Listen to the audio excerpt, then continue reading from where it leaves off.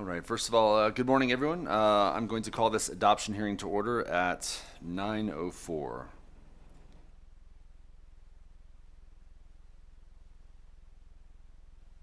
For the record, I am Mark Voloshin, Deputy Secretary of State for Elections, and I will be conducting this regulations adoption hearing today. First and foremost, if you are interested in participating in the meeting, you can call 1-888-475-4499 and then provide the meeting ID number, which is 893-5314-9650. Again, that is 1-888-475-4499 with a meeting ID number of 893-5314-9650. When prompted for a participant ID, please press pound. Then press star 9 to take your place in the queue. This is the regulation adoptions hearing for the Secretary of State Elections Division's proposed regulations with the LCB file numbers of R008-23P, R009-23P, R010-23P, R200-22P. The text of all proposed regulations has been provided. The notice of intent to act upon regulation was noticed at all required locations on August 11th. Each of those documents is hereby submitted into the record. Agenda item 2. Public comment on matters not on the agenda. In this case, public comment will be limited to 2 minutes per person. Again, this is specific to items that are not on the agenda relating to today's regulations. Is anyone interested in providing public comment about a matter not on the agenda? If so, we'll start here in Carson City, move to Las Vegas, and then go to the phones. But if so, please come forward, identify yourself, and spell your name for the record. Anyone in Carson City? Seeing none. Anyone in Las Vegas for public comments on a matter not relating to the agenda? Seeing none. Broadcasting, is there anyone on the phones interested in making public comment on a matter not related to the agenda? If you'd like to speak in public comment, please press star 9 now to take your place in the queue.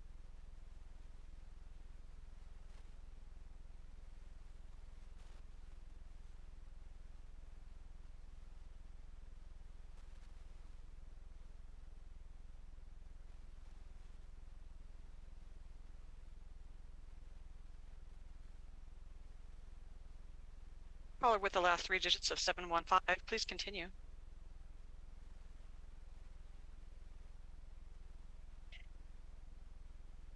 Caller, we can see you're unmuted. Is it possible you are muted on your end?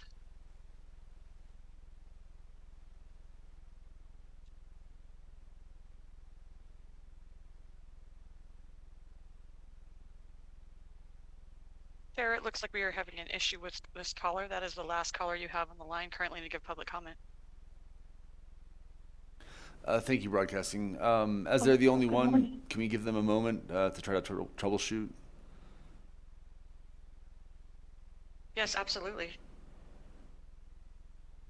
Caller with the last 3 digits of 715. It sounds like you were unmuted. Can you please continue? Hi, yes. Can you hear me? Yes, we can. Oh, great. I just wanted to make a quick comment. This is my first time ever doing this, so bear with me. I've lived in Nevada over 22 years. I came here from California to get away from there and to have a better life here for my family. And I am a registered voter, and I vote I go in person because I prefer it.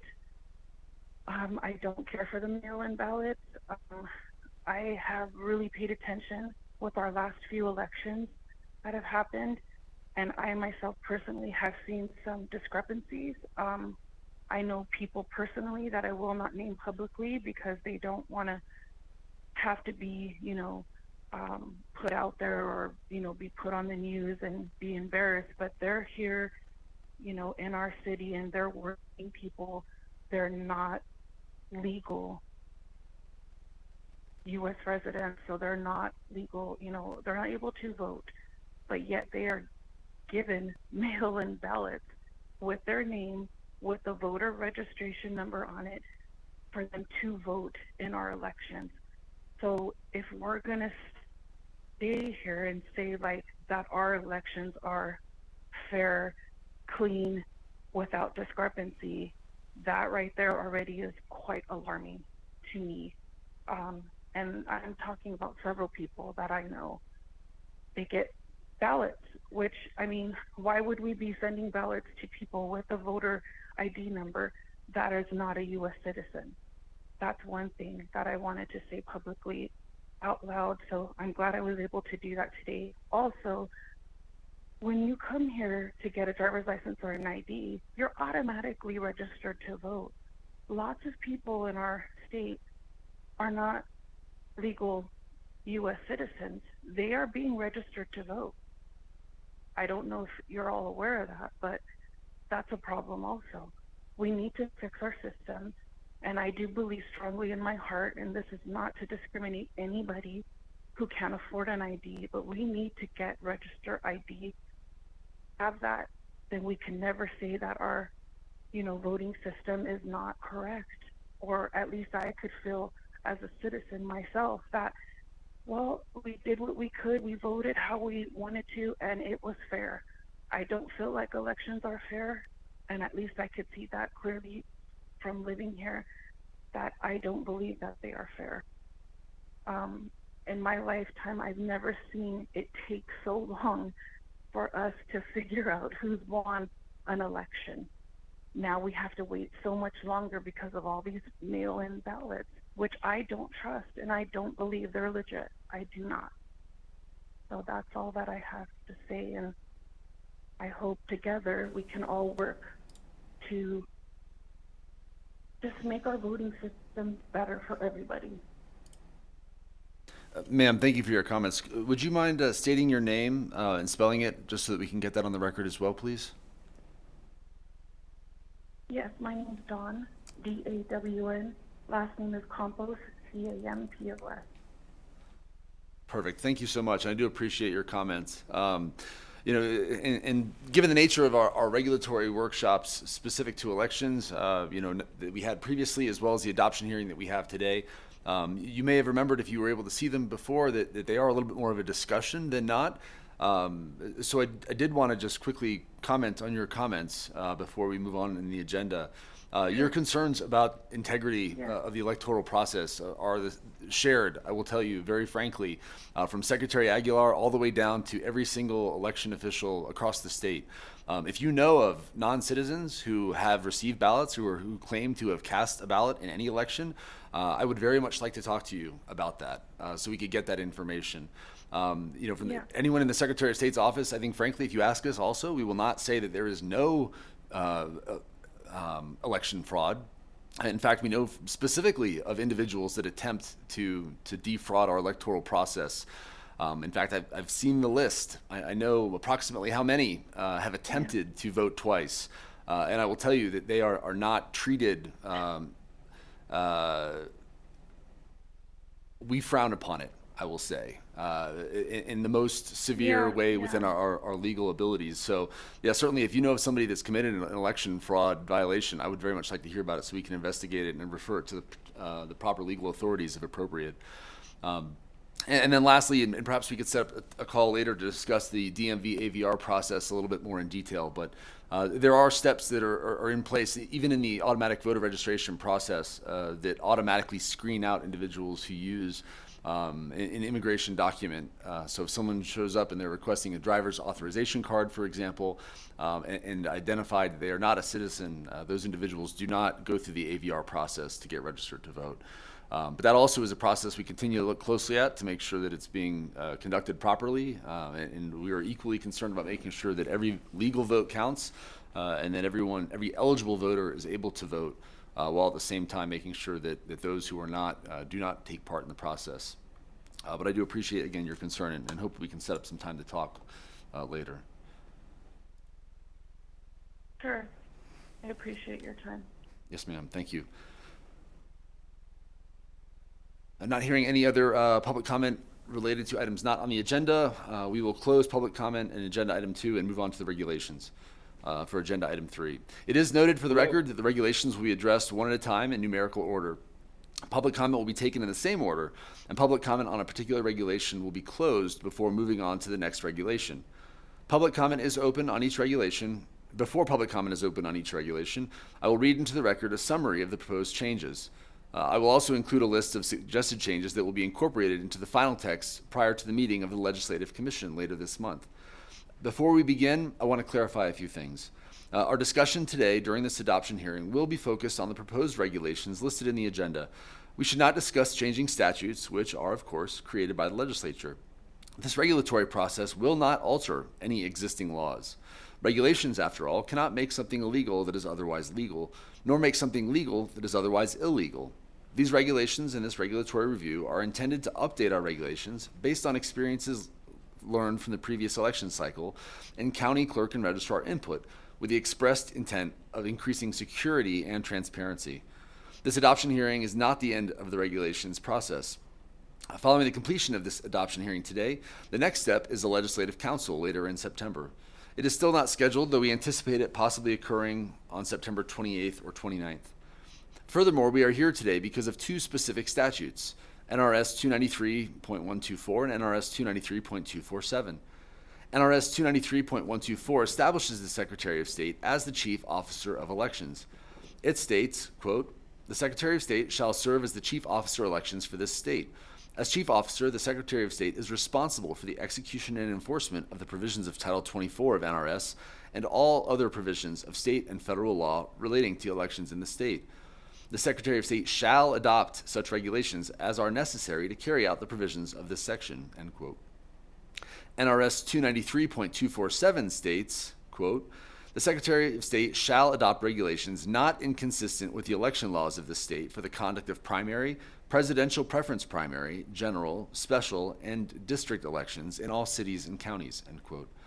There's a lot more to it, but those provisions are what have brought us together today.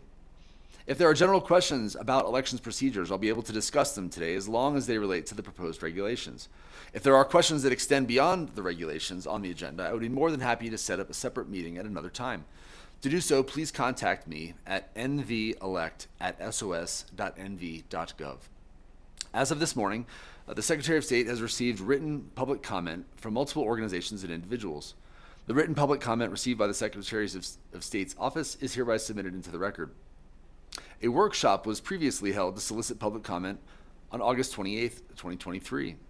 Since then, the Secretary of State has continued to receive written feedback relating to the proposed regulations that we will discuss today. I will address some, but not every one of the proposed suggestions and comments received. Some of the suggestions have been incorporated into these proposed regulations. In those cases, the amended text will be described, but the final version of the text will be available prior to the meeting of the Legislative Commission. Other suggestions will require further research and analysis over the coming months, but may be considered for separate regulations following the 2024 election cycle.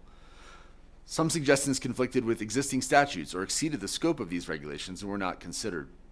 Finally, the Secretary of State had a number of requirements to weigh in the consideration of the provided public comments, specifically related to increasing security and transparency.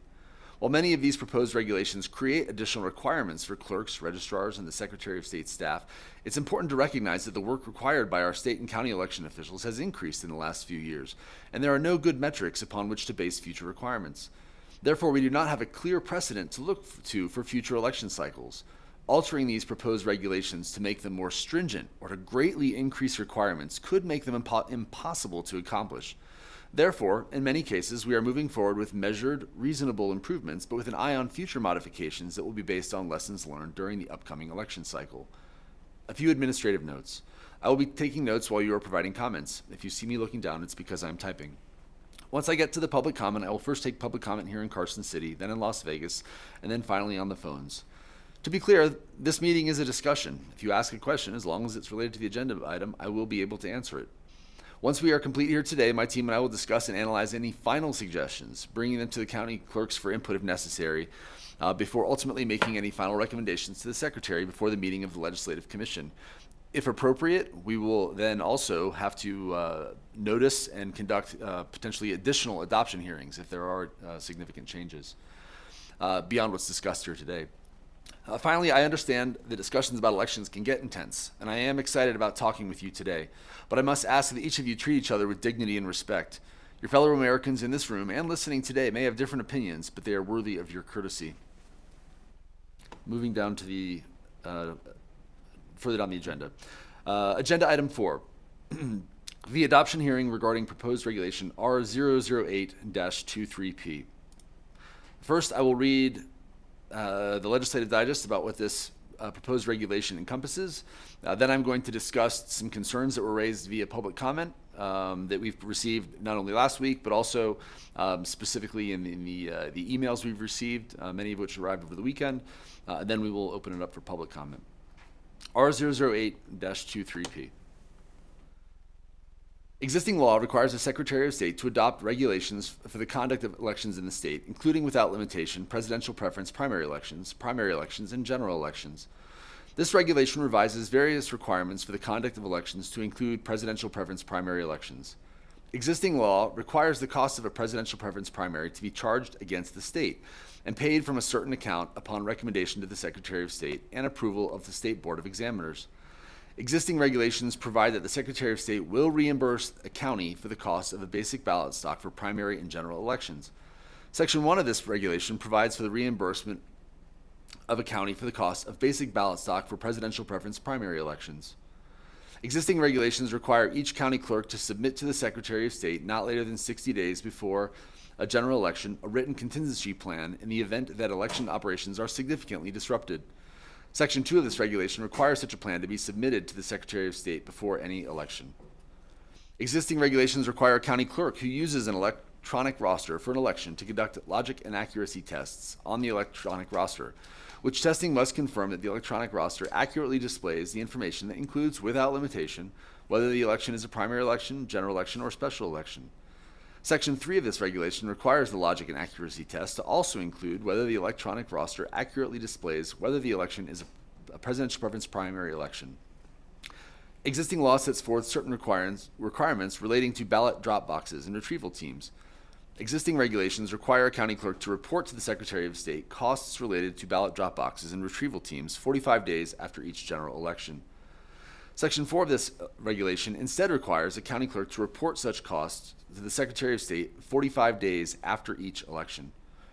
Existing regulations require that each county clerk and city clerk shall, not later than the 90th day before general election, submit to the Secretary of State a plan to ensure the accuracy and security of mechanical voting systems, mechanical voting devices, and other voting equipment in the county or city.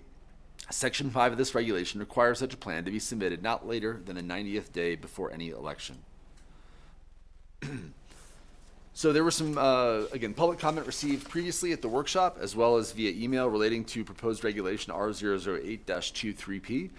I'm going to take a few moments now to address some of these concerns that we received, just to make sure that it's understood, again, that not only were they considered, but also to answer some of the questions that were included. To start off, there were some concerns that were raised about Section 1, subsection 1, relating to the cost of basic ballot stock. The concerns overall, and without necessarily quoting the individual who provided them, call into concerns and state essentially that the Secretary of State should bear the entire financial burdens of all elections, not only the ballot stock, but all associated costs.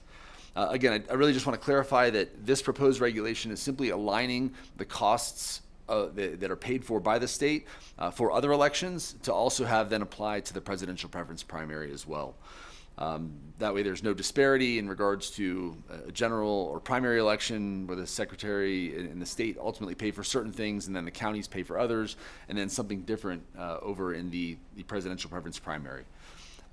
So suggestions, again, were considered in regards to increasing the scope and costs ultimately, but the determination was made to keep them consistent across the elections. There were concerns around Section 3, subsection 1, specifically in regards to the concerns about the statement, and I'll pull this one up now just so if you can see it in front of you as well. I'm looking down in Section 3, subsection 1.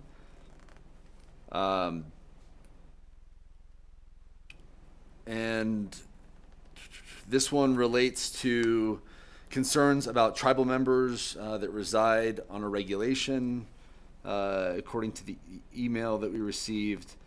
I think some of the concerns are in relation to just the fact that we're trying to provide clarity to who can use the electronic system approved for covered voters, and acknowledging that tribal voters who live on a polling or on a colony or reservation are now afforded that opportunity as well.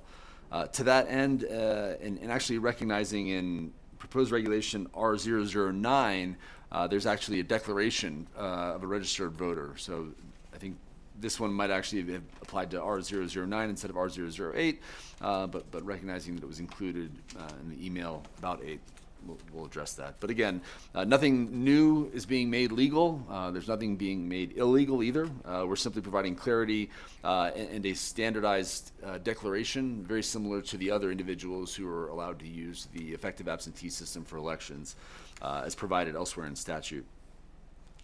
There were another question, a concern that was identified in regards to what constitutes authorized. In regards to, I believe this may be referring to who can return a ballot in general. Again, well, not necessarily specifically something that is identified in R008. Again, I do just want to clarify that in our statutes, any voter may ask anyone else to return their ballot. What's limited, or I'm sorry, what's allowed by statute, again, this is not something that we are able to conflict with. So in regards to the suggestion is more definitive language explaining what constitutes authorized. It does not need to be family, guardians, lawyers, et cetera. Again, that's at the voter's determination as provided elsewhere by law. There's a concern about Section 10 that addresses the challenging process. And if you could join me down in proposed regulation R008-23 in Section 10. Oh, I see. That is also section R009. So we'll get to that one in a moment. I think that was also just mislabeled, perhaps then. Rest of the concerns relate to other regulations. So we'll pause on those and then address those when we get to those additional regulations here in a few moments. Okay, and then the last element. Okay, actually, at this time we'll go ahead and open public comment on proposed regulation R008-23P. Starting here in Las Vegas, is there anybody interested in providing public comment on proposed regulation R008-23? Seeing none in Carson City, we'll go down to Las Vegas. Is there anyone interested in providing public comment on proposed regulation R008-23P in Las Vegas? Seeing no one in Las Vegas, broadcasting, could we check the phones, please? If you'd like to speak in public comment, please press *9 now to take your place in the queue.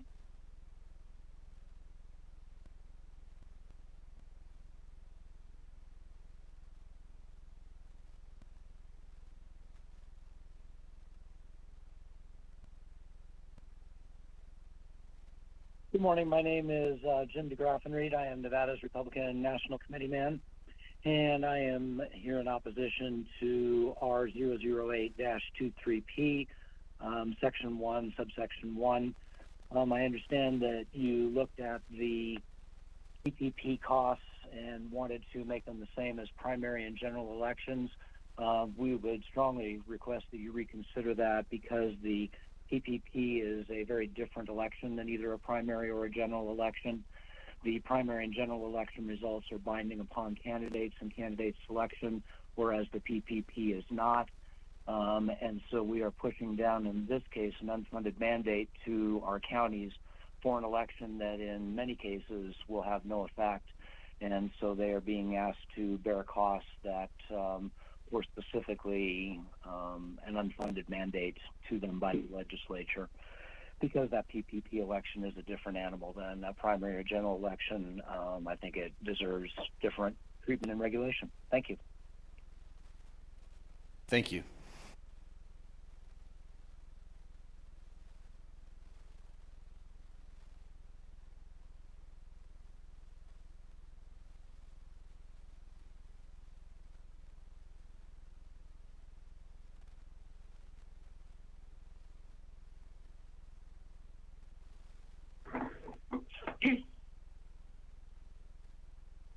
Caller with the last three digits of 377, please continue.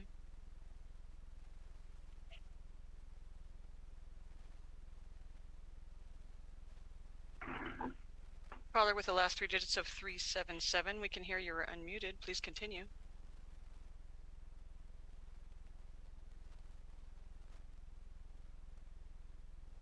Oh, I'm sorry. I'm new to Zoom. Could you refresh my, I'm not quite sure regarding this NRS statute that the Secretary of State was speaking of. Could you refresh what that is? Ma'am, this is public comment in relation to proposed regulation R008-23P. This proposed regulation actually touches on provisions of two separate chapters of our administrative code, 293 and 293B. Do you have any public comment on proposed regulation R008-23P? Well, I'm not familiar with them. Can you, I'm on the website, but I can't locate it. Can you condense it real simple for me? What I am opposed to is forced mail-in ballots. So I don't know if that's it, but that's what I'm opposed to. Yes, ma'am. And actually, I apologize. First, voter. would I be able to get your name for the record, please, real fast? And then I can answer. Marlene Droz, D-R-O-Z-D. Thank you. Yes, ma'am. And so, without reviewing the summary of the proposed regulation, again, I think maybe it's just pertinent to call out that again, these regulations can't change our statutes. The statutes that the legislature made and that were approved by the governor are in place. And again, these regulations cannot, by definition, conflict with any of them, nor can they amend or repeal any statute. So can't make something legal that is otherwise illegal or otherwise make illegal something that is legal.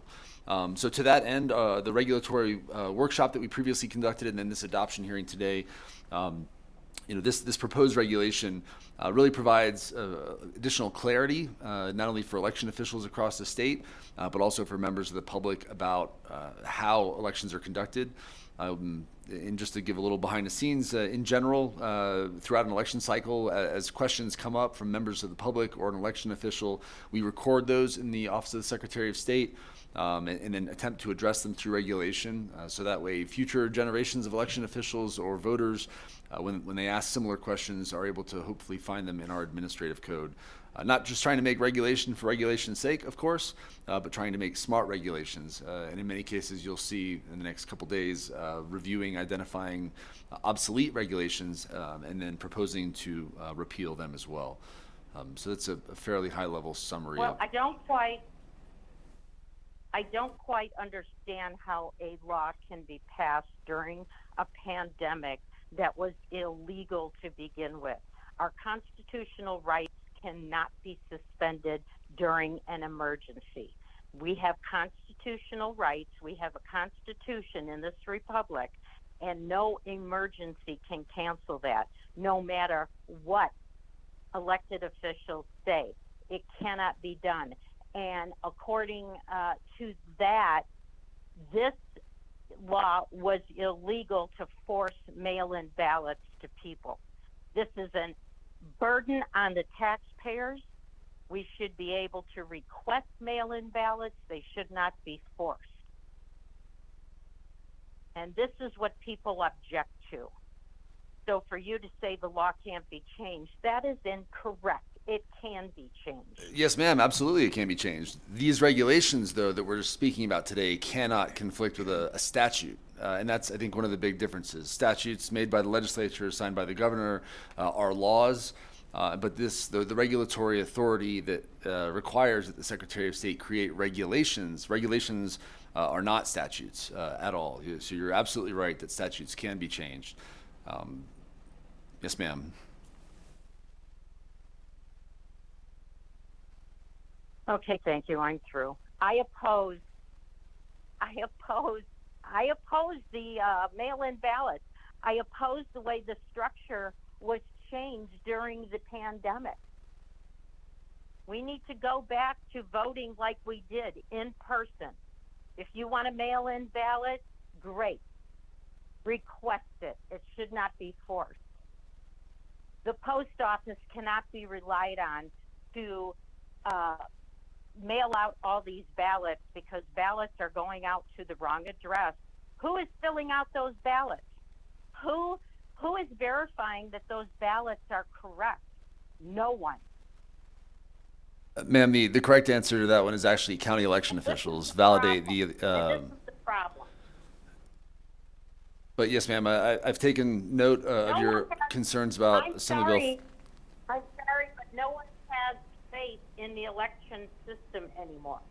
There has been numerous documentations of fraud, and when you bring this up, and I brought it up to the Secretary of State right after the election, I didn't even get a response from the Secretary of State. I complained about it. And as a voter, as a registered voter, I wasn't even given a response from your office.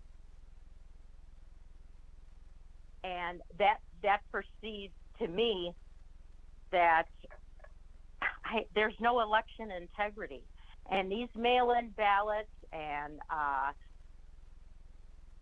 automatic voter registration at the DMV, it's wrong. It just continues the voter fraud, which we have in this country. There is no denying it. You can say, oh, there's no election voter fraud, but that doesn't make it so. And that's how people feel.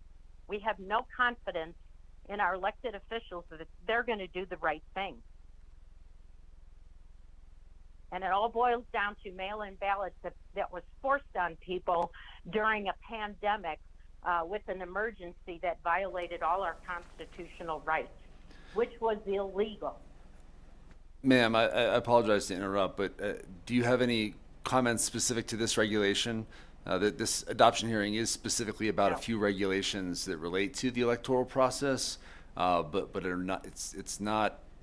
The proper forum to discuss items not on the agenda would be the general public comment at the beginning of the meeting that is already passed, of course, but we will have another one at the end if you'd like to provide your thoughts on the electoral process writ large. Okay, thank you. Thank you.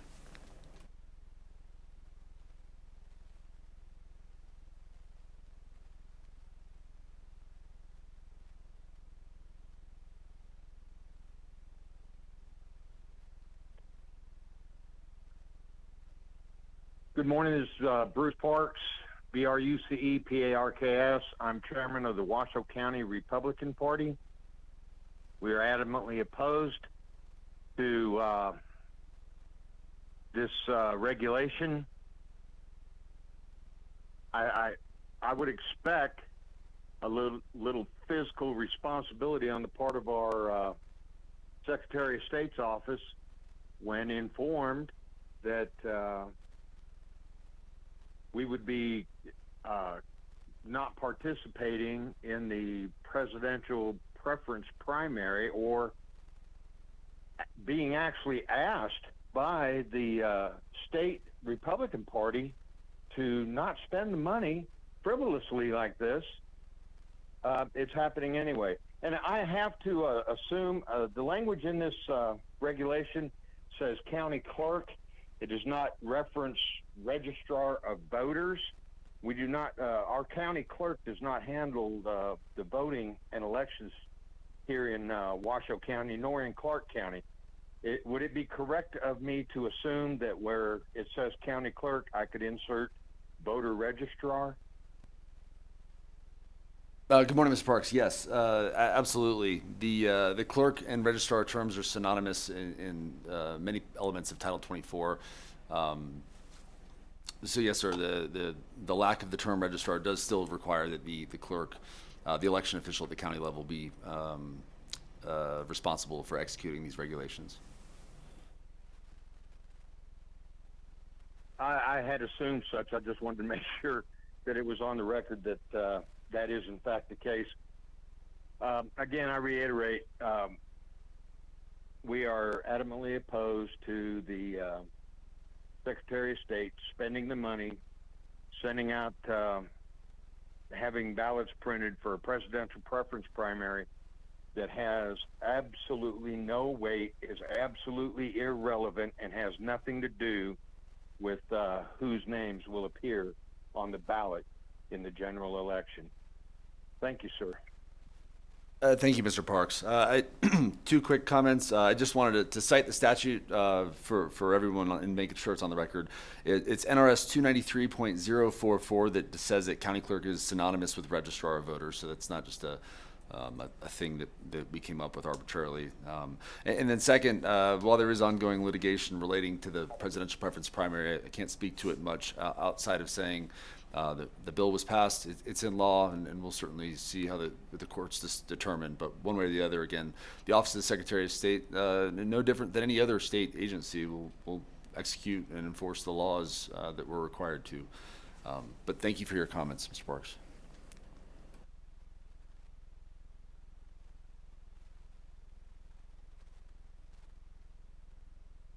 Good morning. This is Oscar Williams, OSCAR-WILLIAMS. Quick, a point of order.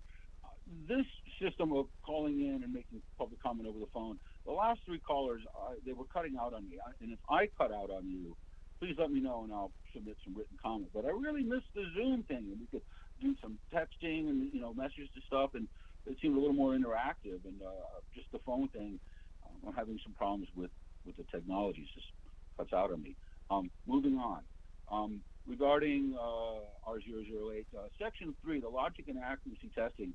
It's very interesting. It's great to know that it shows you what election you happen to be in. That's nice, but it really overlooks a systemic problem. I imagine we're talking about the poll books, right, which are tablets basically, and they run the poll chief software, which is the vendor is Connect, Konnech, who is accused of sending the data that they scrape off those poll books offshore. Nothing in this regulation goes to the safety and security of spyware on our poll books that also accesses our voter rolls and our voter signature images. I'm appalled that there's a complete lack of attention to what's happening on some of that software, because it's not a recording device, so it doesn't have to be approved. Baloney. It's a critical piece of election system, and it's suspected spyware, and I'd like your reply to that, sir. Thank you. Good morning, Mr. Williams. Certainly. So first and foremost, just to address your concerns about Zoom, you may remember during the previous regulatory workshops, one of the concerns that was highlighted was a desire for more in-person opportunities, recognizing the potential number of individuals involved or wanting to be involved. We have attempted to accommodate that by having an in-person location here in Carson City, in-person in Las Vegas, and then offering through the support of Legislative Council Bureau's broadcasting team, of course, the telephonic option as well. But I hear what you're saying. I remember as well, and we will continue to find ways to improve the process to make them more accessible and inclusive across the board. In regards to the use of electronic poll books, you cited specifically one by a company called Connect, I believe, Konnech, that just for those maybe who aren't familiar, is a small organization used primarily in Michigan, if I recall. And there was some discussion about what their poll books do. Without going too deeply into detail about that situation, I will simply say that these regulations, again, are attempting to increase, again, awareness, testing, and these sorts of things relating, again, back to security, with security and transparency both being the two main focuses of this regulatory review. So while, again, Connect primarily in Michigan, the ones that we're using here in Nevada, different, and also looking to the future. Also, a new one here in time for the 2024 election cycle, really for the June primary, as part of our transition to a top-down voter registration system. I will simply say that security, especially cybersecurity, is of the utmost concern to all of us as well. This is not a single thing that we address once and then go back to our day jobs. This is an ongoing discussion. In fact, even over this weekend, I was having discussions about potential tabletop exercises that we could conduct specific to some concerns like this in order to further enhance the responses at the state and county level to such a threat as this. So while these regulations, again, specifically the ones proposed in R008-23P, do touch on electronic poll books, as do some of the other regulations I recall in the next day or two that we'll be talking about, again, the alternative to maybe the older, you may remember back when I first started to vote also, you had polling specific locations you had to go to, and there'd be the big stack of paper of the list of voters. These electronic poll books, I will say that again, enable and prevent, frankly, they enable enhanced security because their ability to communicate to each other enables us to identify if a voter attempts to vote in one location and then runs down the street to the next. These electronic poll books will prevent that second vote from being cast. But I fear I'm straying a little bit from the agenda, but I do appreciate your questions, and if you'd like to discuss it further, I'm certainly able to do so separately.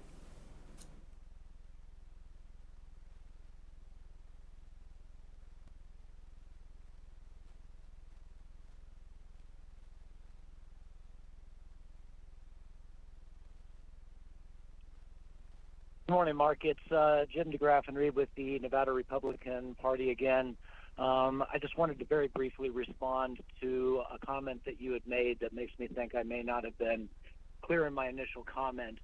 The main reason that the PPP is different from the primary and the general election is that the PPP is actually held as a favor to political parties to assist them in determining their nominee. It is not like the primary and general election, something that is required in order to actually elect candidates. And so regardless of whether a party chooses to participate or not, it is not the responsibility of the counties to have to cover the expenses of that election. I could foresee a time down the road when there was no universal mail-in balloting, no ballot harvesting, that the Republican Party might choose to participate in the presidential preference primary, but that would still not make it appropriate for the counties to have to cover that cost. So regardless of the outcome of the lawsuit, the statute as it's written says that the primary is meaningless and optional for the parties, and I don't believe that the county should be forced to cover the costs of elections that do not have mandated results. Thank you. Thank you for the clarity, Mr. DeGraff. I do appreciate that.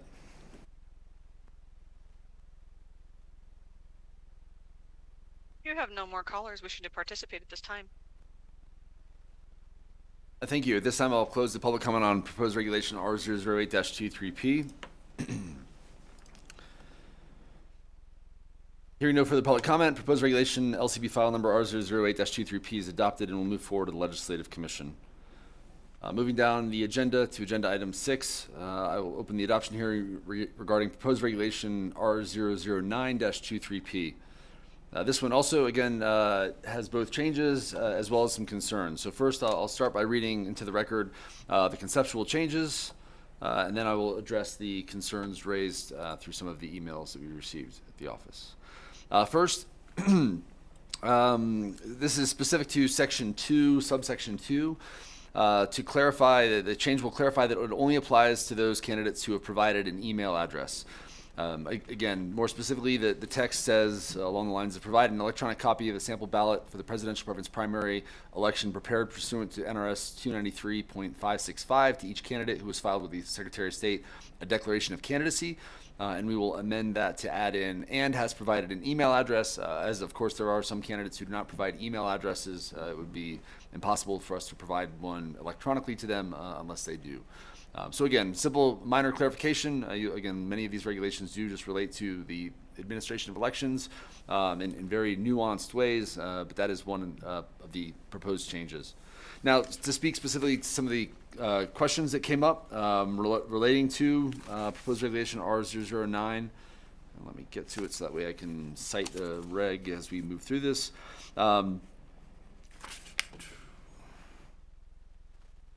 I see, this does make more sense. So yeah, section 3, subsection 1, concerns about the declaration required pursuant to NRS 293.269951, as amended by Senate Bill number 216 of the 2023 legislative session.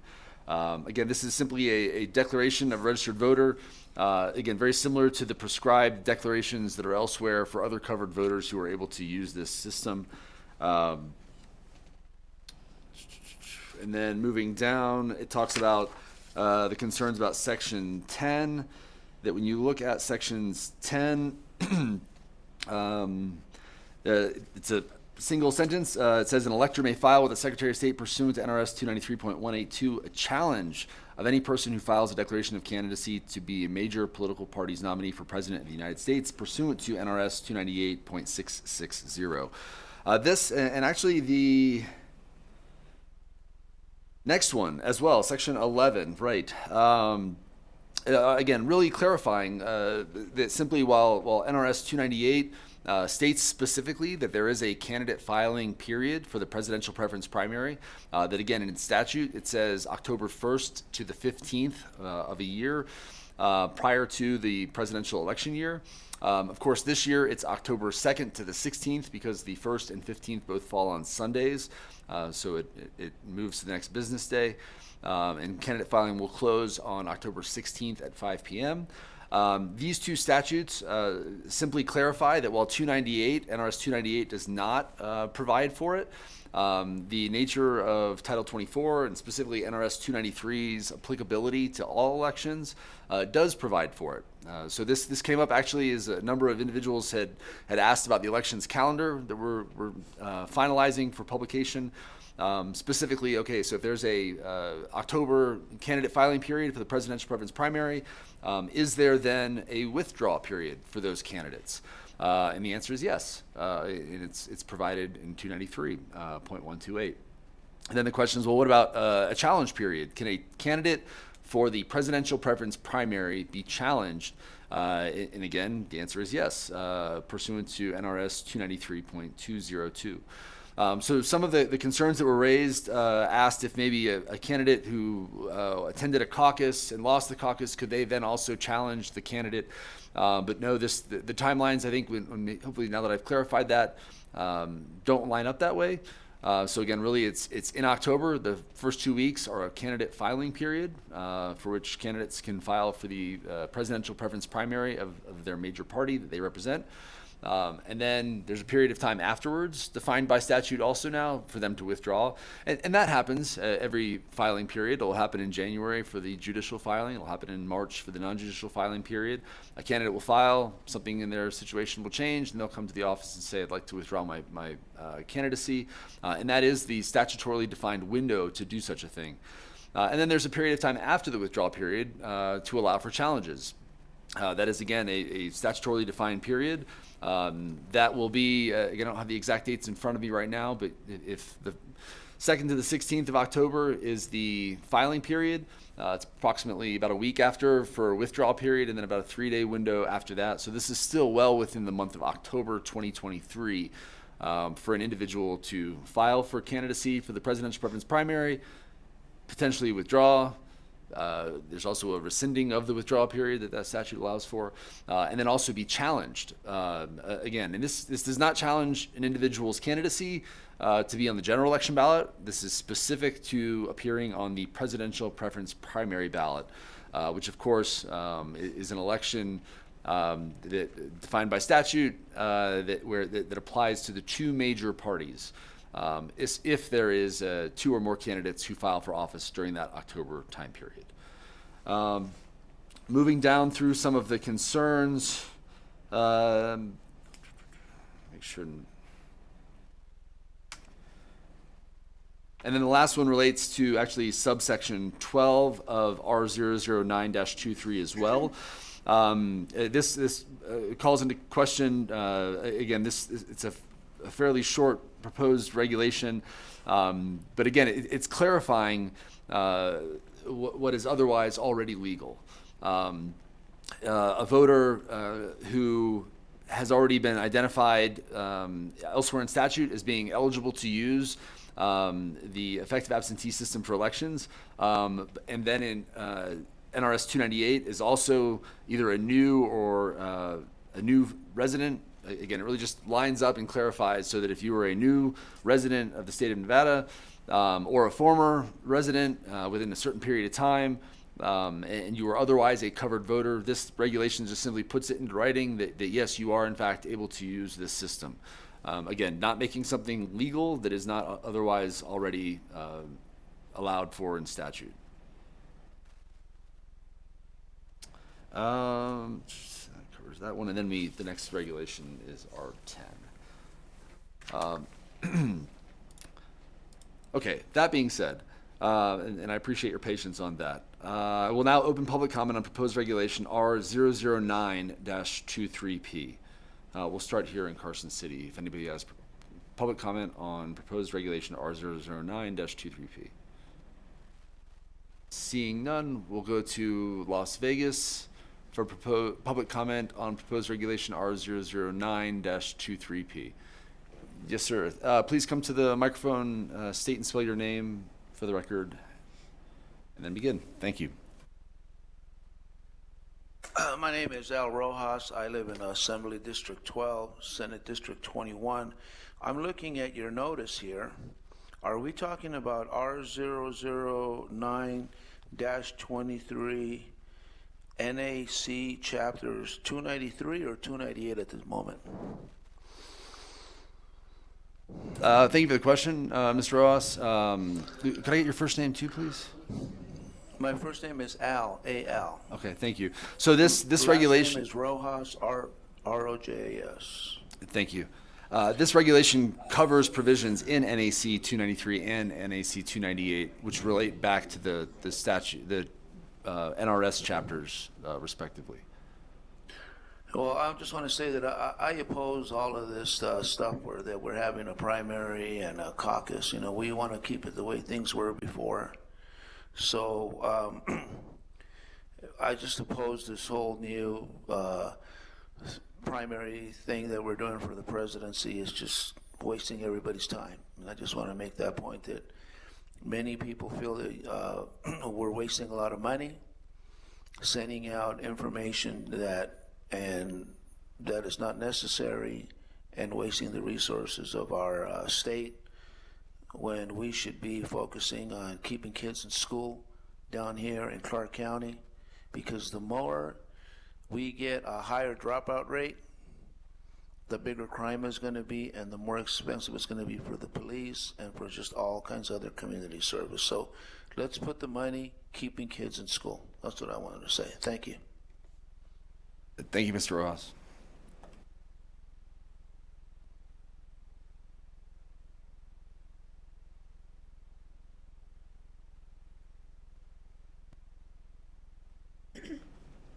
Is there anyone else in Las Vegas who's interested in providing public comment on proposed regulation R009-23P? Not seeing any at this time. Broadcasting, can we check the phones, please? If you would like to participate in public comment, please press star 9 now to take your place in the queue.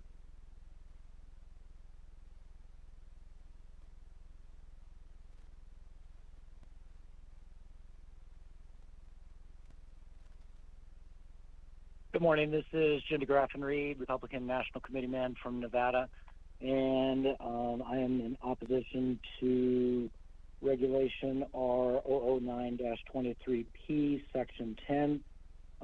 Once again, the presidential preference primary is a major party function that, under statute, is being optionally taken over by the state of Nevada.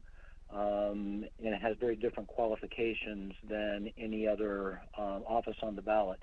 The Constitution gives only a couple of qualifications for President of the United States: that they be 35 years of age, that they be 14 years a resident within the United States, Amendment 14 also says that there is no ability to be an officer if you've engaged in insurrection or rebellion against the United States. All of those are very self-executing, with the exception of the fact that the Amendment 14 items have to be adjudicated by a court of law, and so it is not really appropriate for any elector to bring forth any challenges to obvious qualifications that will have either been self-executing age and time in the United States or having had to have been adjudicated by a criminal court of law. Based on current news reports about people trying to use the 14th Amendment against certain candidates, this is an inappropriate regulation because an elector does not have the power to object in this case. Thank you. Thank you, Mr. Graffenreid.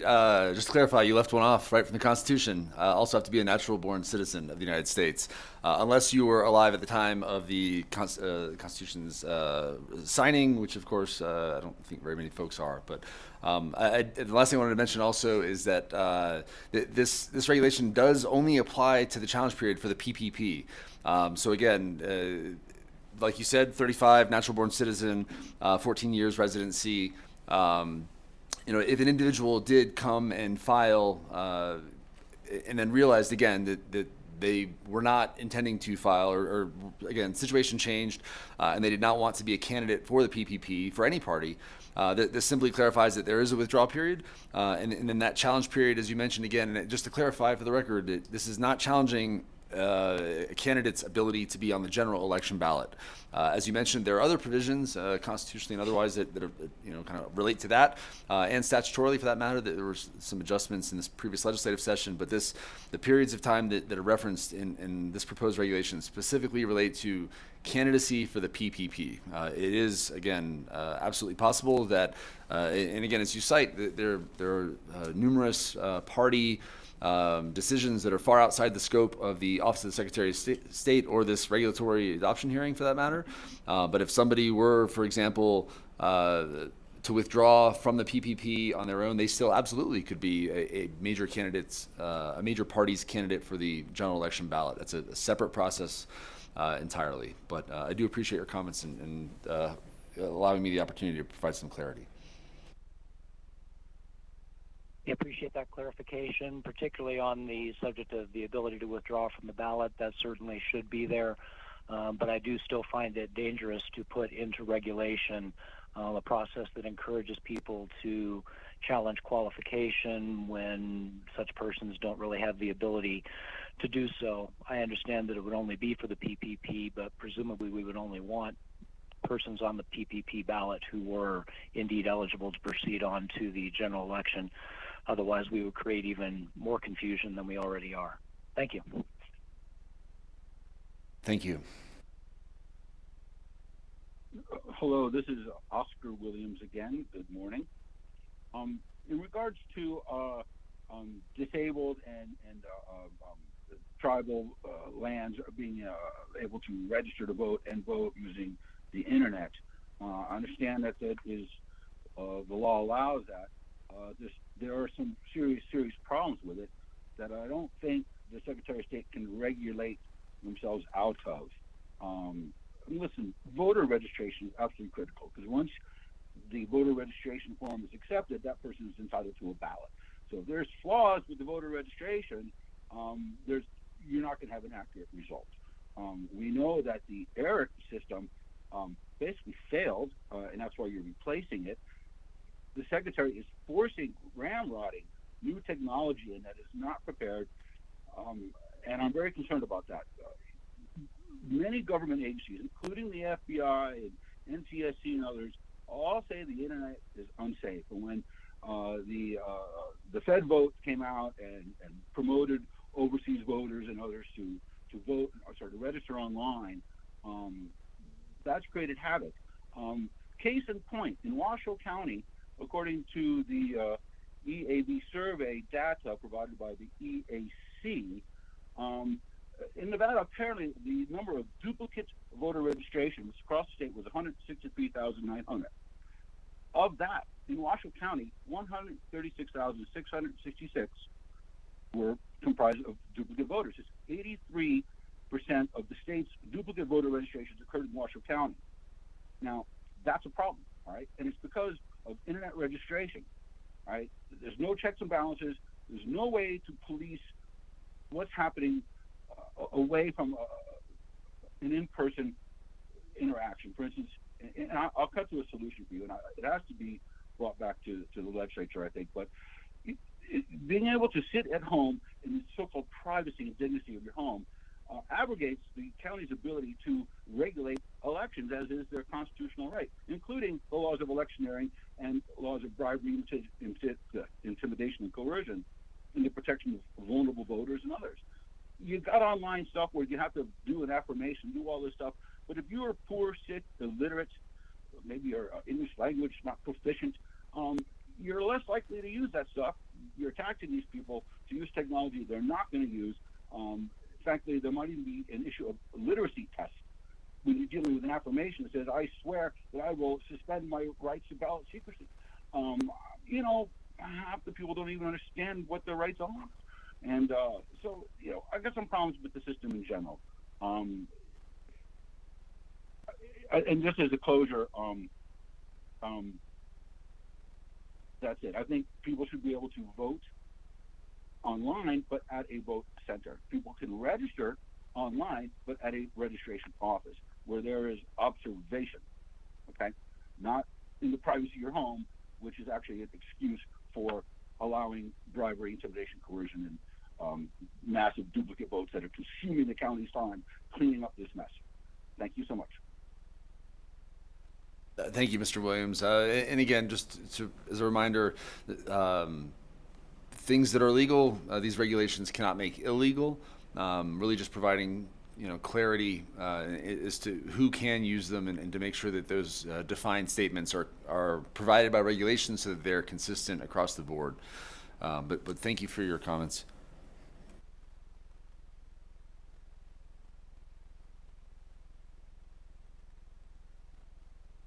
Caller to 094, please press star 6 to unmute yourself.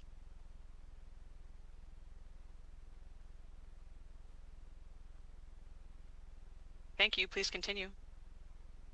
Hi, this is John Henderson. I hope that the experience of attention getting makes the vote successful, and the investment to avoid being experimental in order to promote the appearance of a conveyance of sharing to what's criminal in its motive works. I think that the secrecy in balloting has always been the principle to which democracy returned to its success with, but the attention to partnerships in what's experimental is not stable, and without stability there's not a persistence. I think the motivation to be conservative in accounting and the cost and obtaining approval means that having good attention means that offering a secret ballot for the public works. Pulling people from their home is trespass. But gaining the success of a person that can be in public for at least long enough to have the secrecy of the ballot placed puts democracy right back where it belongs. I don't mean to drag China through, but I was in university before I met someone getting a PhD and said, John, I see your ballot. No one in China has ever voted. And I said, well, I've had a lot of friends who've been in the office. He said, this is hard to understand. Well, he's been my friend, and he's an American now. But the fact is, people not voting without the opportunity, and what brings opportunity and success is that attention is good attention to secure what's good, and partnerships and offense are not. Partnerships and what's experimental are not. And the reason to avoid things that are cutting edge because they seem like they follow accounts like energy and stock market gambling, those don't hold up. Technology that works is in that being through the public for secrecy, offering someone to protect their right to get secrecy from the public, not demand that the use of their homes be used to interrogate people about what's private also. Thank you. Thank you.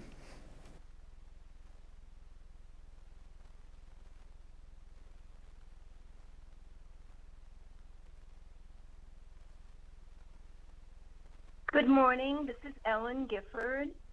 In our last meeting regarding R009, I mentioned that there is a inadvertent submission situation that is addressed in R013 for covered voters, but I did not see it in R009 to address the people on the reservations. Are you going to include that particular situation of inadvertent submission of a ballot? I also asked if there couldn't be a safeguard in place to prevent inadvertent submission of a ballot, and I don't know if you have an answer for that. Thank you so much.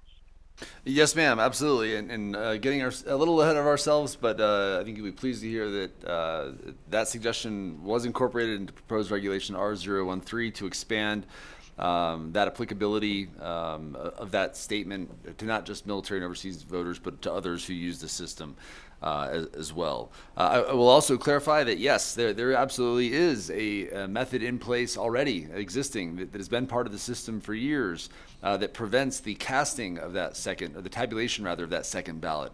So there is a check and a balance to ensure that the individuals who use these systems cast a single solitary ballot and not a series of them. So yes, ma'am, to both. Thank you so much.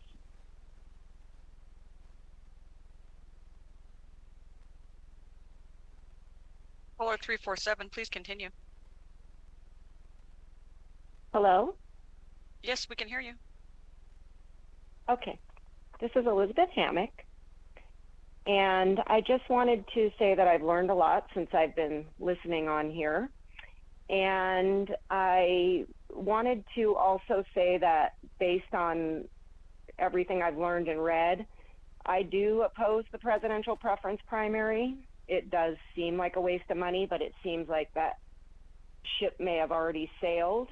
But I wanted to refer to NRS 293.2546.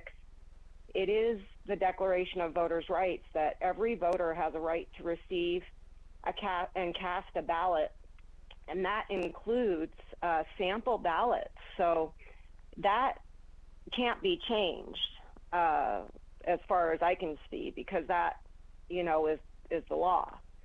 So that would make the presidential preference primary even more expensive, because every voter has a right to get the sample ballot. And honestly, if every voter doesn't get a sample ballot, you're just not getting accurate results. So that makes it seem even more of a waste of time. And the other thing I also wanted to comment on, and I know you've clarified this a few times, but I don't want to generalize but seeing what's going on across the country with them trying to keep someone off the ballot, this is scary. It's not clear, and I even read it the same as some of the previous commenters that were concerned, and this is not clear. So maybe with your expertise, that needs to be restated to clarify what this applies to. I personally feel that, you know, in any situation, there shouldn't be someone being held up in a court battle and miss an opportunity to participate in an election. So I just feel that everybody so far that's commented has been confused about what that challenge applies to in Section 10. And I think I'm nervous about it. I think that needs to be restated.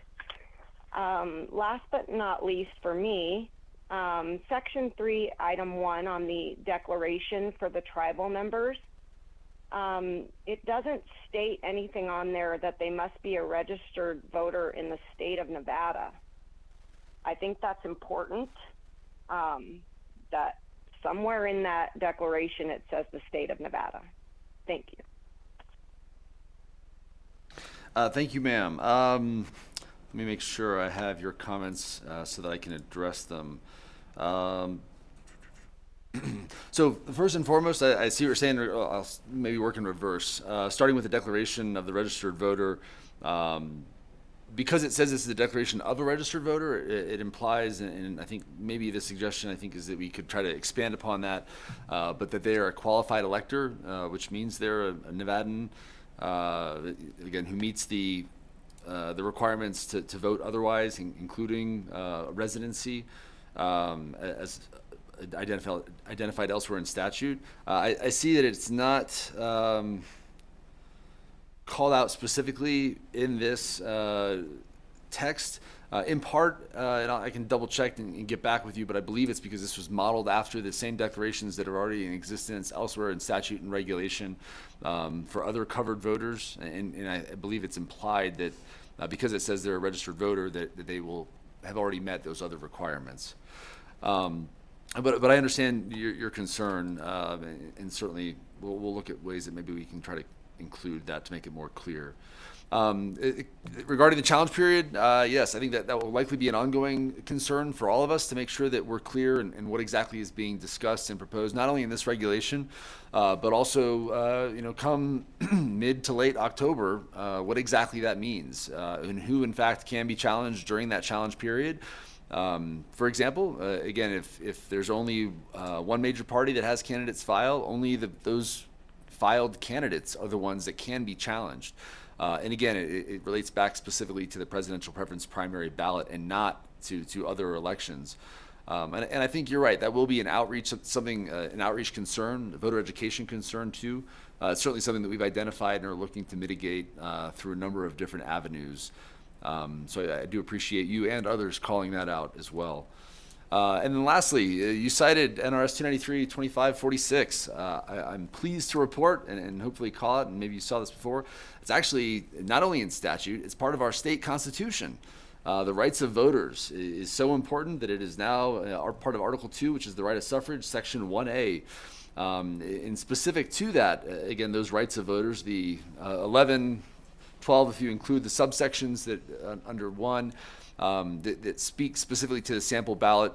I do just want to clarify that while statutorily there's a requirement to only send a sample ballot for the PPP to only those individuals registered as a major of one of the major parties that has 2 or more candidates taking part in that election. I will let you know that universally, again, across the state, we've identified that you're right. That at the end of the day, while from a legal standpoint, there's not a requirement necessarily to send a sample ballot to every registered voter in that county or across the state for that matter. But ultimately, especially for this first presidential preference primary, it's my understanding that across the board, our county election officials, and even at the state, we're looking at sending something out to make sure that everyone's aware of what a presidential preference primary is, how you can be involved, how it compares to our June primary or the general election in November for that matter as well. But because, again, you could imagine, in looking at it from a strictly legal sense, if there were only one major party that had any candidates that filed for presidential preference primary, and if this were, again, can maybe fast forward a couple decades, a well-established process, again, at least as it states currently in statute, the requirement really would only be to send sample ballots to those members of that one major party who are going to have the PPP. But again, like I said, I definitely want to reiterate that we are planning on sending sample ballots to everybody across the state from each of the counties, of course, because again, there's already, I think we've indicated even just today, there's questions about who's going to be running, what does it mean, when is the election occurring, February 6th, throw that out there real quick, or the fact that there's 1 week of early voting. Those and other procedural type questions are important, and the more we inform voters, the better off collectively we'll be. So yeah, I wholeheartedly agree with your concerns and wanted to appreciate the opportunity to explain a little bit of the background as to why that regulation came up in the first place.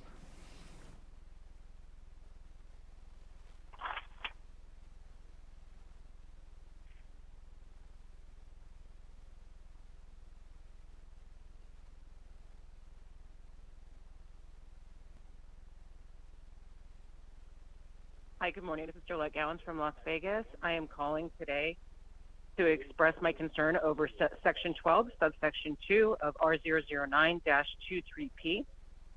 NRS 298250 and 298259 both require ballots from new or former residents to be kept separate and tallied separately. What enforcement mechanism is there? Historically, gathering this information has only been available through much delayed FOIAs that come well after the election. We the people need more accountability and transparency for the public, and I urge you to rethink this section so that there is more accountability in the process to eliminate it fully. Thank you. Thank you, ma'am, for your comments. And actually, could I get your name again for the record? I apologize. I think I missed that.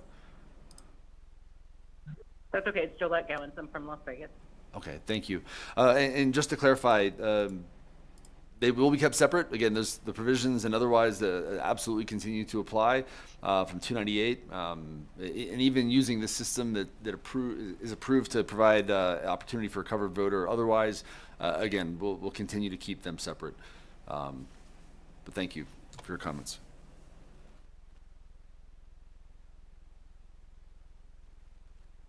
We have no more callers wishing to participate at this time.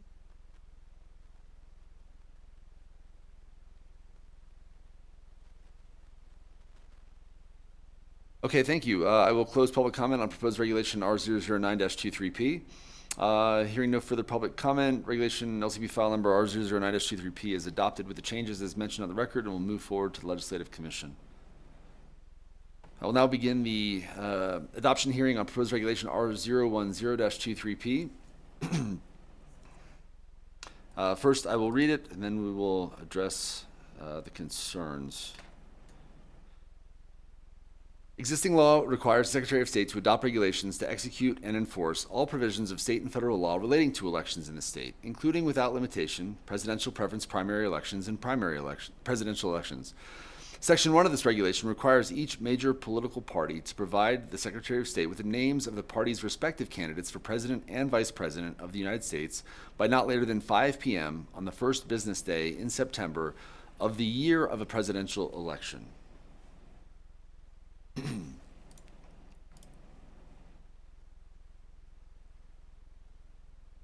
Okay, so some of the concerns relating to this proposed regulation. One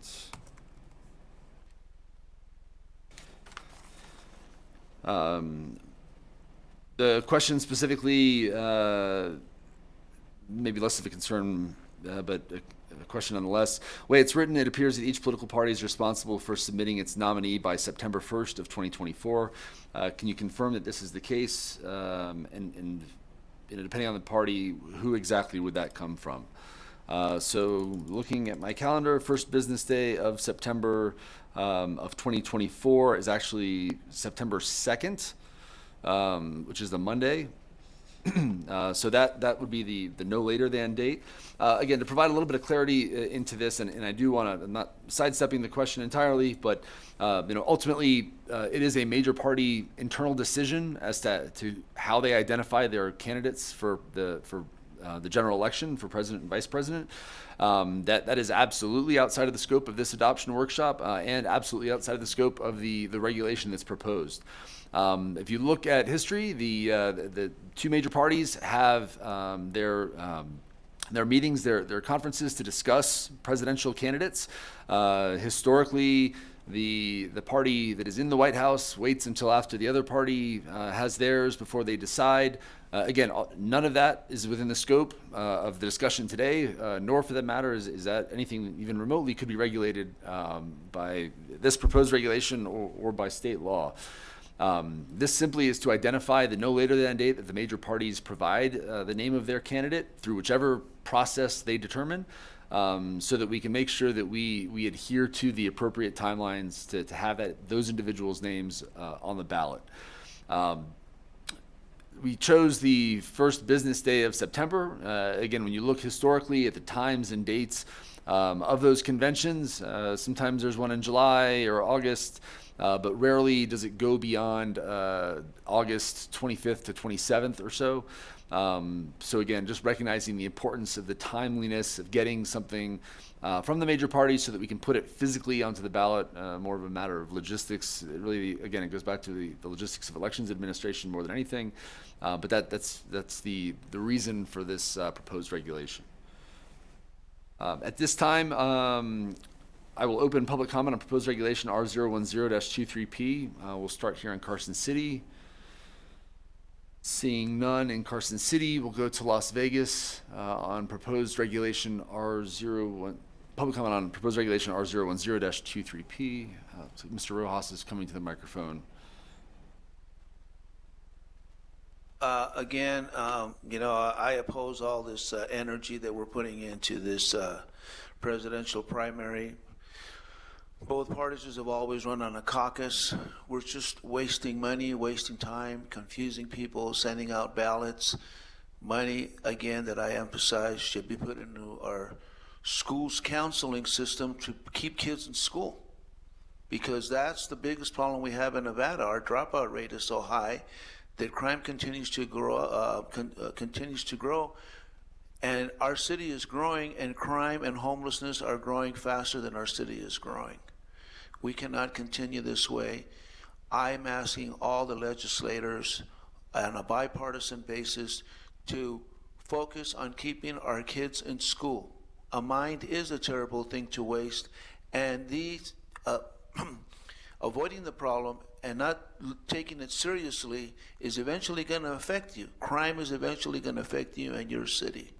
So let's focus on education. Let's focus on keeping our kids in school.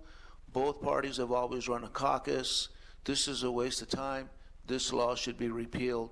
This presidential primary is a waste of everybody's time and energy. Thank you. Bye. Thank you for your comments, Mr. Rojas. Are there any more public comments for relating to proposed regulation R010-23P in Las Vegas? Seeing none, broadcasting, can we check the phones, please? If you'd like to speak in public comment, please press *9 now to take your place in the queue.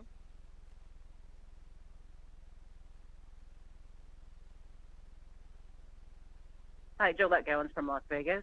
Can you confirm that in the educational materials and sample ballots, the difference, that you're going to explain the difference between the PPP and a caucus? And can you confirm that if that is the case, for Republicans, are the results of our caucus going to come exclusively from that, or are you guys going to try and do caucus and primary results? Does that make sense? I believe so, yes. And to be perfectly clear, the voter education and outreach efforts that the Office of the Secretary of State will undertake are in no way related to informing or educating voters about private party or businesses and processes. We will not describe what a caucus is. If anything, we may encourage voters, if they have questions about a caucus, and this happens when we receive phone calls and emails today, when we get questions about what a caucus is, the timelines, the process, we encourage those individuals to reach out to their county and state party leadership for those questions.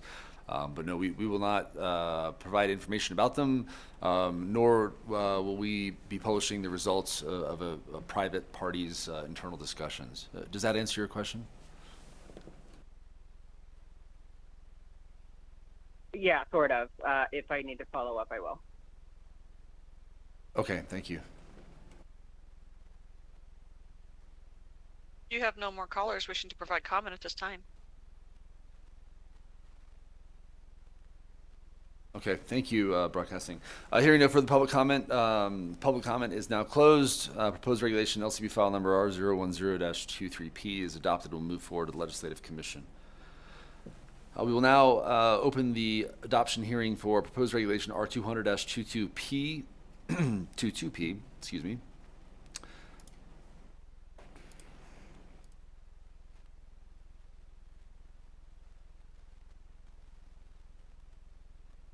Existing law requires the Secretary of State to adopt regulations establishing uniform statewide standards for counting a vote cast by certain methods of voting, and authorizes the Secretary of State to adopt regulations for counting a vote cast by certain types of mechanical voting systems. This regulation sets forth various requirements for the hand counting of ballots. Section 7 defines the term hand count. Sections 2 and 9 of this regulation authorize a county or city clerk in consultation with the governing body of the county or city to conduct a hand count of the ballots voted in an election. Sections 3 and 10 of this regulation require a county or city clerk who conducts a hand count to submit to the Secretary of State 30 days before the date of the election a plan for the hand count, which must include certain procedures for conducting the hand count, plans for the location and necessary equipment and personnel for the hand count, plans ensuring the security of the hand count, and contingency plans to meet certain deadlines. Section 4 and 11 of this regulation require a county or city clerk conducting a hand count to establish a sufficient number of hand count tally teams, which must consist of at least 4 election board officers who must not all be of the same political party. Sections 5 and 12 of this regulation set forth the procedures requiring to tally the votes during a hand count. Sections 6 and 13 of this regulation, 1, set forth certain requirements for the writing devices used by a hand count tally team, and 2, prohibit members of the hand count tally team from bringing any other writing devices to the physical location where the ballots will be hand counted. First, I will address the changes, and then I will address some of the concerns that we have received.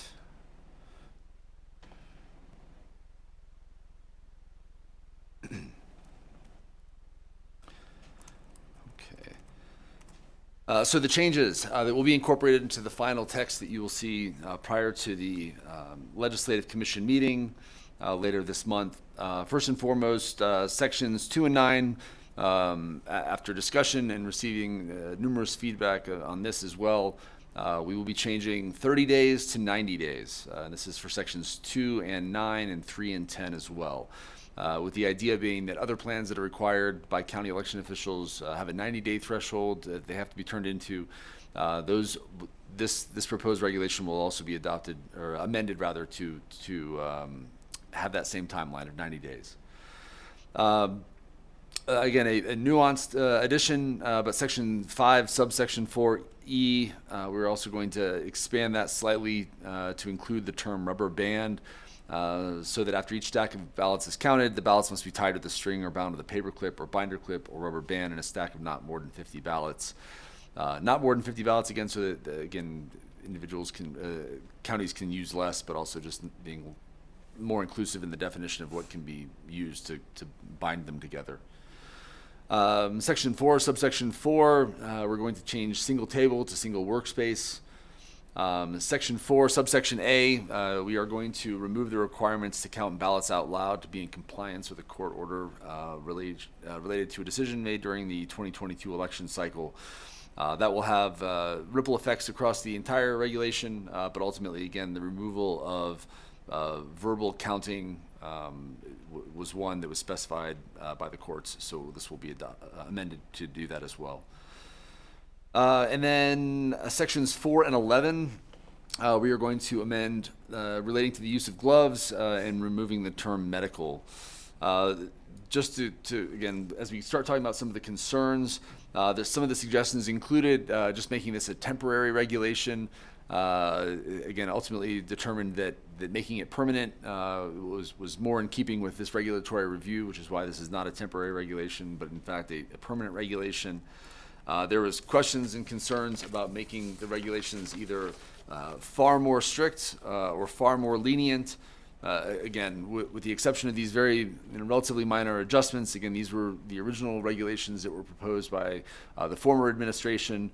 And then the last thing before I get to the other concerns is that I do want to clarify that some of the concerns we got to that this proposed regulation R200-22P should not even be moved forward at all. But again, I think it's important to highlight that Nevada law does not prevent the conduct of hand counting tabulations.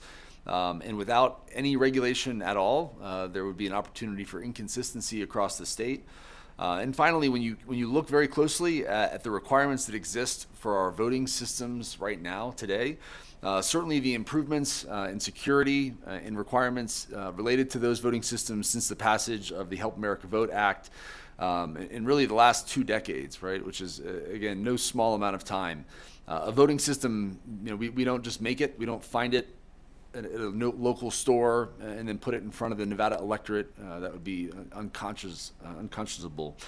Frankly, the process, starting from the Elections Assistance Commission at the federal level, there are numerous requirements in the voluntary voting system guidelines, the VVSG requirements that have recently been amended to 2.0. When you look at those requirements and understand the massive depth of what really is required before a voting system passes the EAC threshold and gets approved by a voting system test laboratory to then be looked at the state level, and then again going through another state review before going to the county for acceptance based on, again, the county commissioner's decisions and what systems were purchased previously. That is a lengthy, elaborate, very, very detailed set of requirements.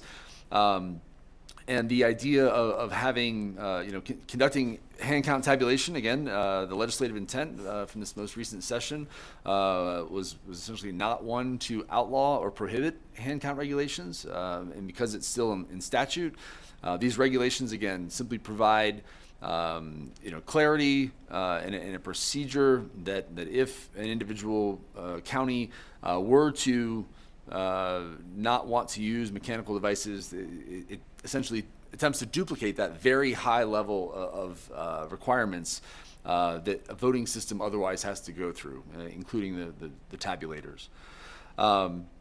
So all that being said, and again, in recognizing that at least to date, no Nevada county intends to do this without a mechanical tabulation to ensure accurate results.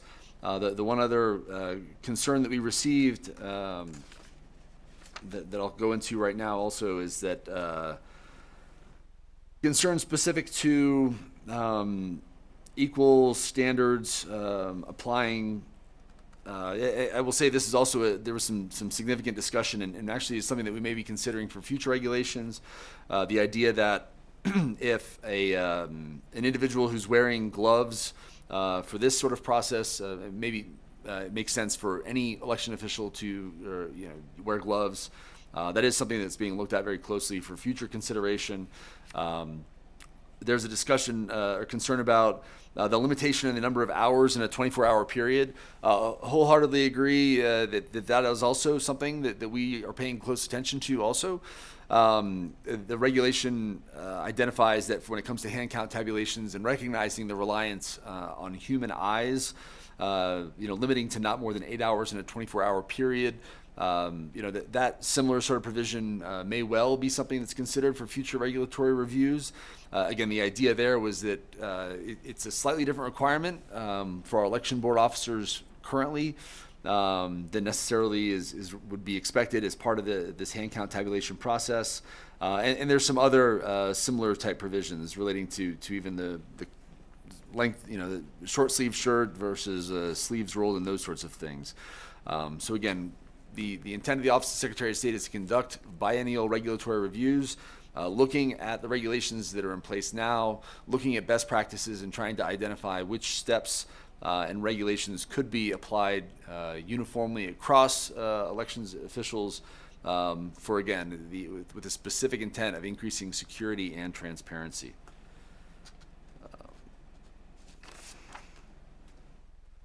There were some concerns about that 8-hour time period as well, relating to potentially delays in reporting that, again, I think maybe just speak to a misunderstanding. We're not saying that someone has to wait longer. We're not saying that you can only work an election board officer for 8 hours a day. The way the regulation said it was 2 8-hour shifts, again, to ensure that the individuals involved in this process are rested enough to be able to do it appropriately. And again, right, and some of the lessons learned that we've even heard fairly recently, that 8 hours, especially when you're doing something as detailed, is looking at marks on a ballot again and again and again. Even 8 hours may be too much, and it's something that we're considering reviewing in future regulatory reviews. That being said, make sure I got.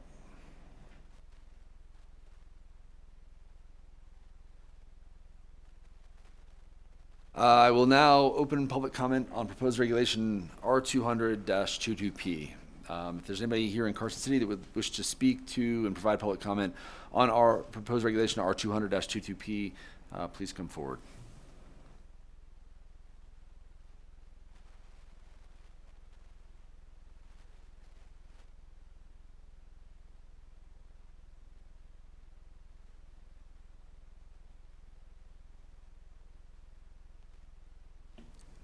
There we go.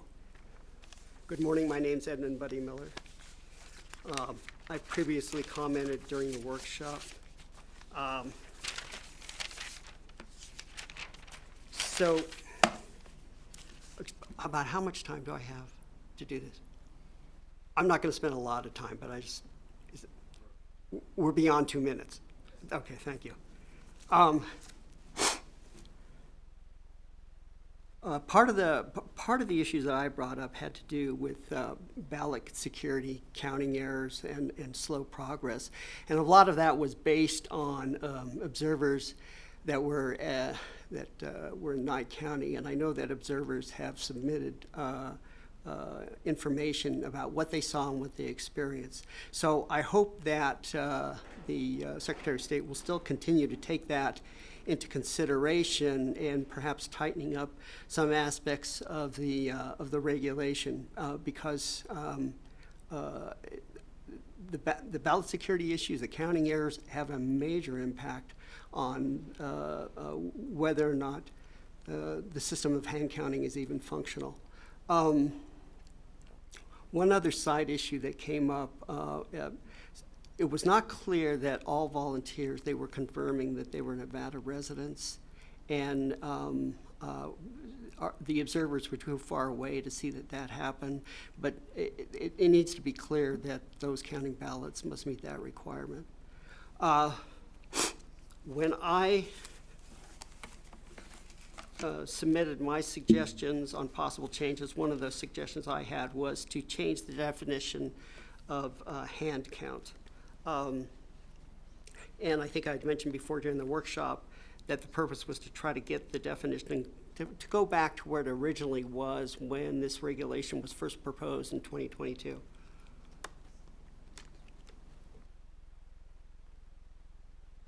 The suggestion that I made is as follows. Hand count means the process of determining the results of an election where the method of counting any of the votes cast on paper ballots, whether mail ballots or ballots voted in person at a polling place or vote center for each candidate or ballot question in an election, does not involve the use of a mechanical voting system as defined in NRS 293B.00033, except as otherwise required by American with Disabilities Act, Help America Vote Act, and Nevada's effective absentee system for elections or other existing law. And the reason those qualifiers are mentioned is just simply so that accommodations will be made for this disabled in order to have adequate voting systems for them, and also the Nevada Ease system, of course, is an electronic system, and hand counting of ballots wouldn't really come into consideration, or at least not initially. So the reason why the main thing that I changed was, instead of saying that means the process of determining the results of an election where the method of counting any of the votes. In the original regulation, it says hand count means the process of determining the results of an election where the primary method of counting the votes cast for each candidate or ballot question does not involve the use of mechanical voting system. The main reason I advocated for changing the definition is because as a result, by putting in the language primary method, that allows a hand count to go to be pursued, but as long as the machine tabulation is the primary method of counting, then the hand count is simply ancillary or secondary.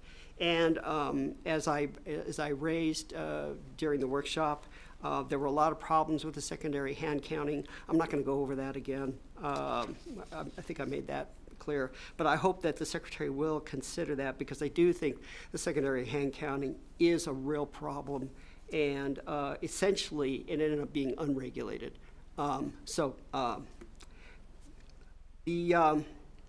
The other argument that I laid out was that the secondary hand counting, I believe, can be straight out barred under Dillon's rule. And I think that the Secretary should pursue that and consider that and include that as part of this regulation. And I'm not going to go into any more detail on that. One of the major things that I brought up is the problems with the physical and cognitive abilities of the tally teams to be able to conduct the hand count.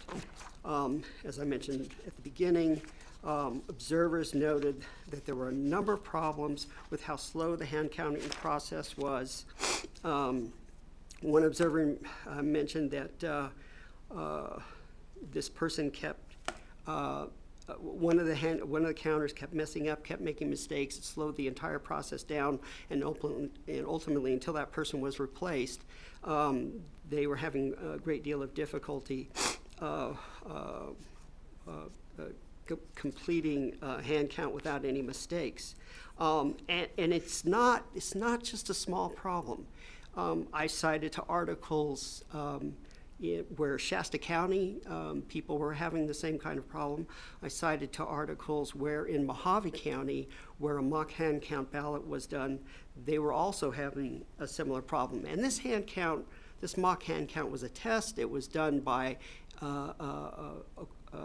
veteran election workers who had a lot of practice in dealing with election matters.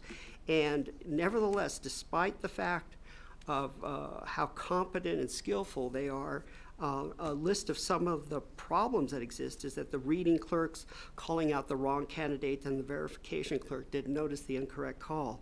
The reading clerk missed calling a vote for a candidate, and the verification clerk failed to notice the omission. The reading clerk calling too fast, resulting in a double marking a candidate or mismarking of a candidate. Enunciation problems caused incorrect tallies. Tally clerks failing to work out their inconsistencies between the numbers that they have. Tally clerks marking a vote for an incorrect candidate. Illegible tally marking causing incorrect tally totals. And members of the team failing to perform their duties due to boredom or fatigue. And these were veteran workers. So, again, one of the things that I think should be in the regulations is a requirement that the clerk hire people who have the abilities to be able to have the stamina for this, have correctable vision and hearing, and are able to competently perform that. In addition, and that can be done partly by when in the hiring process, having them do a mock ballot count to see how they perform, or that can happen on the onboarding process. But the point is that you've got to be able to see the person perform in order to determine whether or not they've got the ability to do this in the first instance. And then likewise, the other thing that I suggested is that the clerk should continue to monitor the performance of those tally teams. So when mistakes are made, those should be documented and then looked later by supervisors to see where the problems are coming. If there's one person who's consistently misnumbering or coming up with the wrong calculation of votes, maybe that person is not paying attention. And so it's a way of you can monitor their performance on an ongoing basis and seeing if those workers are able to measure up. Let's see.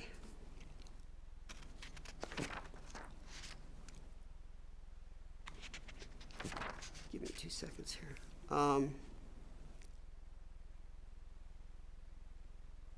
In addition, one of the other things that has come up is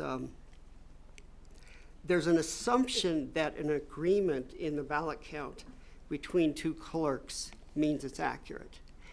And I wonder if that assumption needs to be challenged or otherwise investigated, because it seems to me two people could be capable of making the same mistake. So I don't know if that's the best criteria for doing accuracy. I haven't found one better, but it's something that should be evaluated and studied. And I think just to speak to that point specifically, the requirements for bipartisanship as part of the process is designed to add that element in there as well. You're absolutely right. Individuals, more than one individual, could make the same error or perceive or see something. So it's not a perfect solution, but it was at least something that we were attempting to address. Then one of the other concerns that I had has to do with the clerk being able to determine whether or not they're going to be able to complete the process. And it would, if the clerk does mock ballots starting with their own teams and then gets an idea of how much time it takes to count the ballots, then the clerk's going to be able to start to develop mathematical formulas or equations to determine how much kind of staffing they're going to need based on the anticipated number of ballots that are going to be voted. So the Section 3 report, or I'm sorry, Section 3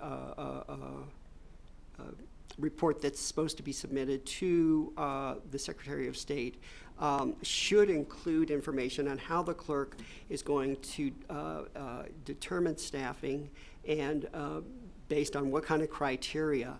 In addition to that, though, the clerk should be required during voting period or during the ballot counting period to communicate daily with the Secretary of State in terms of the numbers of ballots counted and the number of ballots that still need to be counted in order to determine whether or not the clerk is going to be able to meet that deadline. And the deadline, of course, is, according to the regulation, they have 7 days to count all the ballots. Of course, with mail-in ballots, you have only 7 days after Election Day to count all the mail-in ballots. And then, of course, the last day to do certification is 10 days after Election Day. So the clerk has got to be able to hit those benchmarks. If the clerk is falling behind, then they ought to inform the Secretary of State that that's happening and hire more staff, do more training, be able to kick it up a couple of notches so that the clerk would be able to make up the difference. If, though, the clerk, if the counting is not keeping up with the pace and means that they're likely to miss the deadline, that at some point the clerk should be required to fish or cut bait and make a decision whether or not they need to shift to machine counting and tabulate all the votes all over again using the machines. And because otherwise they're going to reach a point where they're not going to be able to count all the ballots. That's what happened in Nye County. And although there were all kinds of problems and reasons why that happened, those same kinds of problems come up every election cycle. And the critical thing is I mean, although I'm sure voters in particular counties would really rather have the hand counting, if it comes to a point where they're not going to be able to deliver, the clerk's not going to be able to deliver those votes, the counting of those ballots timely, then I'm sure, I would like to believe that voters would just as soon have their ballots counted, period. And unless we have a backup system that allows the clerk an option to be able to abandon the hand counting and go forward with machine counting and tabulation, then you put votes of voters at risk. So I strongly urge the Secretary to consider some kind of a backup plan to be able to deal with the possibility that they're not going to be able to meet their deadlines. And along those lines, Mr. Miller, just so I can address that real quick. So the detailed plan that you mentioned in Section 3 does have a number of requirements, as you described. I think part of the discussion about maybe not increasing necessarily the requirements for reporting are still covered by the proposed plan described in Section 3. The detailed description, in order to meet the applicable, and actually I'm looking specifically at Section 3, subsection 1, a detailed description of how the hand count will be conducted in order to meet the applicable deadlines set forth in this chapter in Title 24 NRS for counting ballots. Right. Which I would certainly kind of anticipate would include, just as you had said, what happens if you're not on track. What's that rubric that you're going to be looking at as a county election official to see if you're on the right glide slope, so to speak, to meet the requirements. Correct. So I think even without necessarily a requirement for a daily sort of update, we're a county to choose this path. Again, and recognizing that our county election officials, again, across the state, when I talk to them, they want voters' votes to count just as much as the Secretary or you and I do, no differently, albeit sometimes differences on applicability of how to attain that. But I do think that the plan, as defined in this proposed regulation, is broad enough so that and it can cover some of those elements that you talked about, and I think it would almost have to, right? Like you're saying, for a voter in any of those counties, this plan includes nine subsections that have subsections of their own, in part because the voters need confidence. And if you're transitioning away, as I mentioned, from a tabulation process that's defined by federal requirements and the state oversight to something other, the voters are going to need a way to say, all right, I need to know that my vote's going to count. Well, on that particular issue, I agree with you as far as the plan goes. The plan is very detailed, or the regulation requiring the elements of the plan, that's very detailed, and I certainly agree with that. And in addition to that, one of the issues that I brought up in my submissions is the mock ballot that occurred in Mojave County, and that was done because Mojave County Board of Supervisors wanted to go with all hand counting in 2024. So they asked the clerk there to do a detailed report. Part of that process was doing a mock election. The mock election showed that despite the trained and experienced workers that they had, that they out of 800 odd ballots that they counted, there were 46 errors that occurred, and that would have required a retally. And so that was very revealing to them, and that went into the report as well as a lot of other information about conducting the hand counting. The report that was generated by that elections department actually, I think, is a model of a template of the kind of reporting that needs to be done, the level, the in-depth, the insight, et cetera. For one of the things that they brought up was whether or not they wanted to do hand counting before Election Day, because Arizona, like Nevada, has a law that prohibits disclosing any election results before the polls close.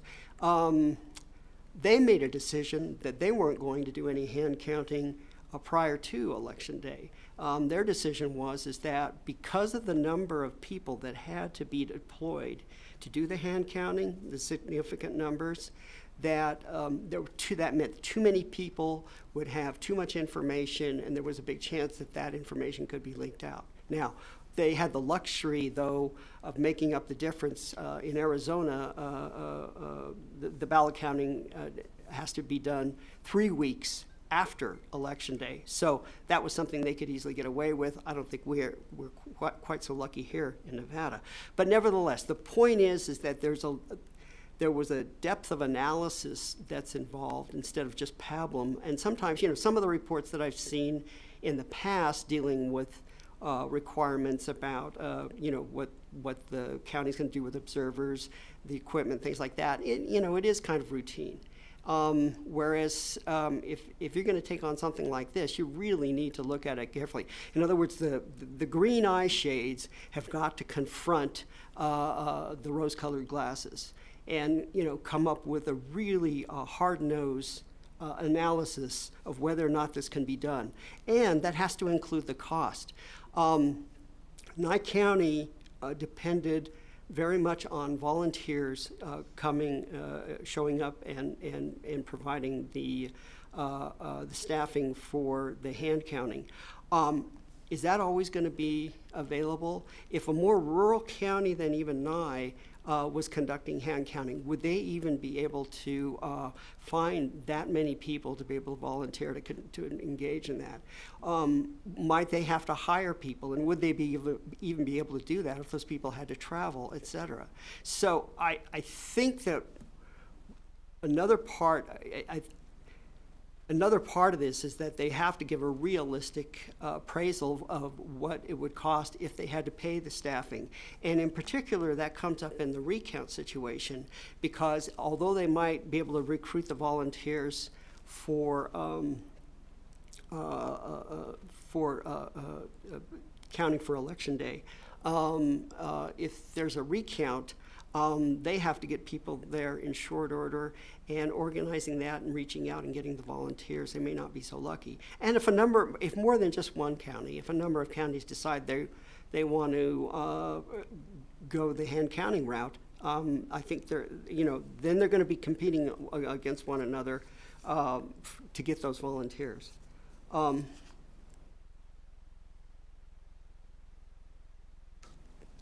of the things that I also submitted, as I brought up earlier, there's a number of counties that have considered hand counting when they've confronted the realities in terms of cost, staffing, the amount of time it takes, how difficult it is to do the hand counting. Some have bailed, others are going to soldier through it. But the point is that the track record on hand counting is still not that good. And therefore, the clerks have got to be very, very careful and make a detailed report and analysis as to whether or not they have the capabilities to do it, and what it's going to cost the county. And somehow that has got to be impressed upon them. So let's see if there's anything else.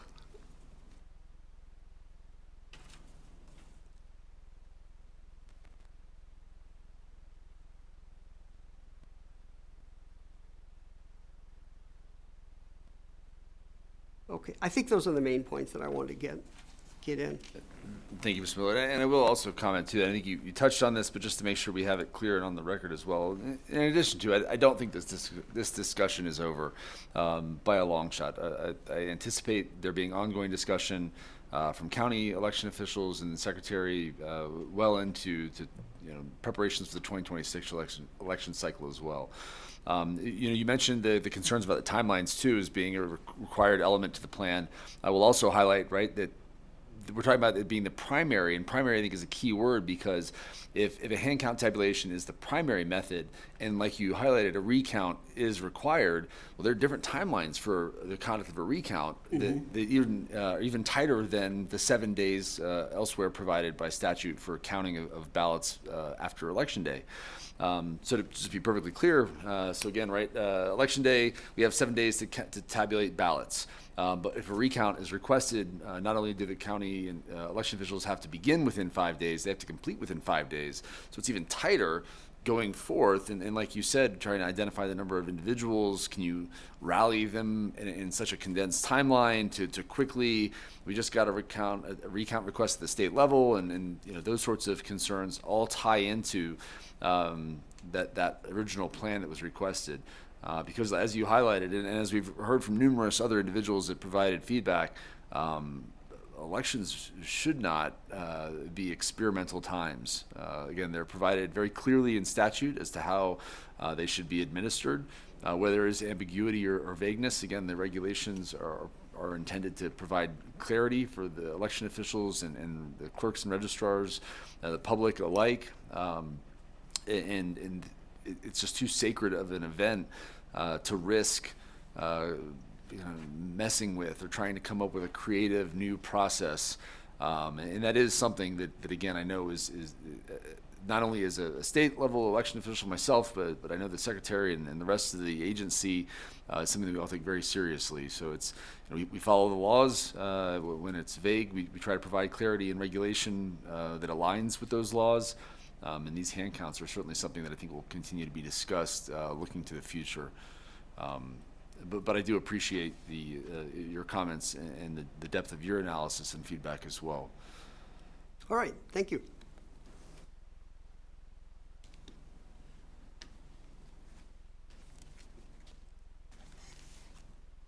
No one else in Carson City is showing interest in providing feedback on proposed regulation R200-22P. So we'll go down to Las Vegas, please. Good morning. My name is Carrie Dermick. I'm the Nevada State Director for All Voting is Local. And while we appreciate the changes like the 30 to 90 day change and the removal of verbal counting, we still feel that this regulation is way too broad and should be more restrictive and strict. So we do oppose the adopted hand counting regulation, basically for not going far enough to provide restrictions and guardrails to protect all Nevada voters. This adopted regulation we feel is too similar to last year's, and we just feel that it will lead us down the same path we saw play out in 2022 election around hand counting. Again, we just feel it's too broad, and we would like to see more strict, restrictive regulation like you had spoken about previously when you were going over the changes. And we strongly urge the Secretary of State to adopt stronger restrictions around this regulation. Thank you for your time. Thank you. There was, and I apologize for not including this earlier, there were two other adjustments that were below the page line, so I missed them, that I would like to acknowledge now as well that we will be including as part of these changes. We will also incorporate and amend the procedures to require at least one nonpartisan registered voter on every hand count tally team as practicable, to reflect the percentage of nonpartisan registered voters across the state, and to increase that again multi-partisan approach, as well as to adjust the total ballots to be counted per batch from 50 to 25. Those two are also incorporated changes that I apologize for not catching earlier. But thank you for your comments.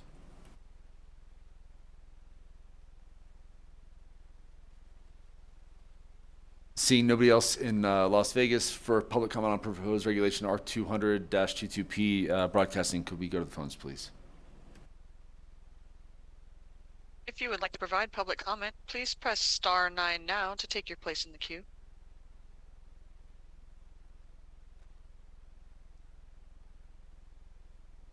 Good morning. My name is Jim DeGraffenreid with the Nevada Republican Party, and just wanted to point out that as much as possible, we would like to see these regulations consistent across counties and also across tabulation types. We don't want to see discrimination or double standards if one standard applies to hand counts and one applies to machine counts, as much as possible, obviously. I thought I heard you mention earlier that the time limits in Section 3 were not hard limits. Wanted to clarify if that was an adopted change, because in Section 3, the current wording is must not be more than 16 hours in a 24-hour period and must not be more than 2 8-hour shifts. And that language is also addressed in Section 4.3. We do believe that the dress code and physical requirements in 4.3 should apply not only to hand counts but to all tabulation, including signature verification of mail-in ballots.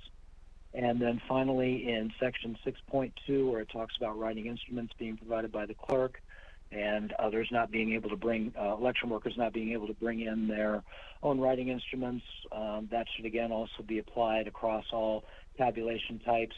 We know that in Clark County during the 22 primary election, the county provided blue and black ink pens to election workers. And if it's not going to be allowed in hand counting, certainly should not be allowed in tabulation either. All counties, regardless of the count method, should designate their authorized writing utensils and prohibit black and blue ink from being anywhere in the vicinity of mail ballots. Thank you.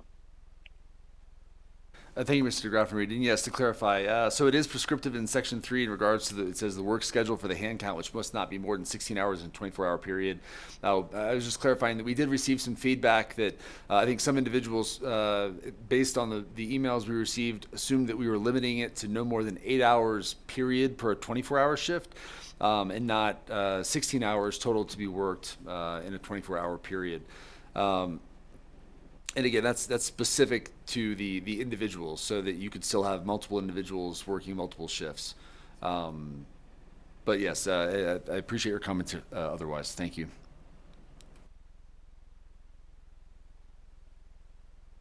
Good afternoon. This is Oscar Williams again. Hello.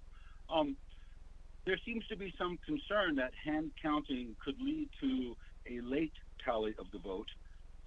However, you may not be aware, but NRS 2699931 provides for early counting of mail ballots that was specifically implemented to ease the pressure of all those mail ballots coming in. Certainly, if we went back to an opt-in policy of mail, we could probably also limit the pressure on counties dealing with the mail. But stepping back for a minute, I'm so happy to see this legislation report, and I think the amendments are great. I approve of the amendments. And this is in regards or reaction to a lot of people's concerns, including mine, that some of the electronic voting systems are really not safe. They're really not accurate, and you want to go into the error rates of hand counting and the costs and all that. Well, you know what the cost of the machines are and the cost of the cybersecurity firms? In the millions of dollars, right? I think we could, and also the mail ballot waste is added on to that. If we were to do things another way and rely more on hand counting, not only are you creating jobs, but you're keeping the money.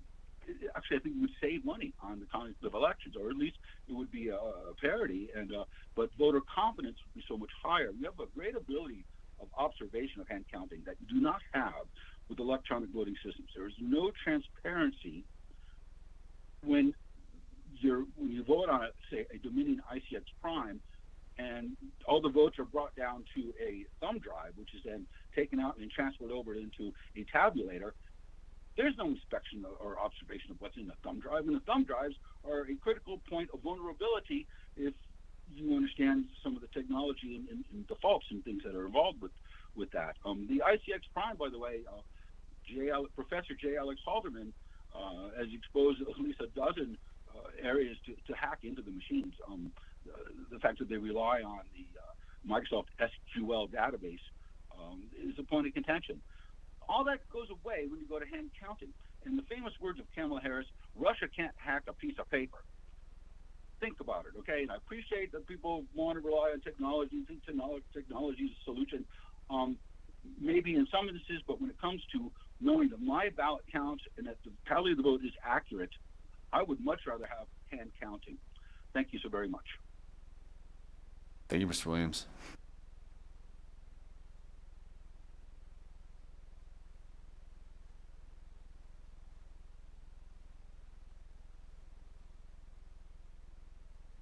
Hello, this is Elizabeth Hammock, and I just wanted to address basically the uniform statewide standards. It's very obvious that you had a mountain of I's to dot and T's to cross with this procedure, but we definitely don't want to, which when I'm reading this, it appears to me that this process of the people that want to do a hand count, that it's being made harder on them, harder to staff, harder to do. And, you know, for the elephant in the room, they don't trust the voting machines.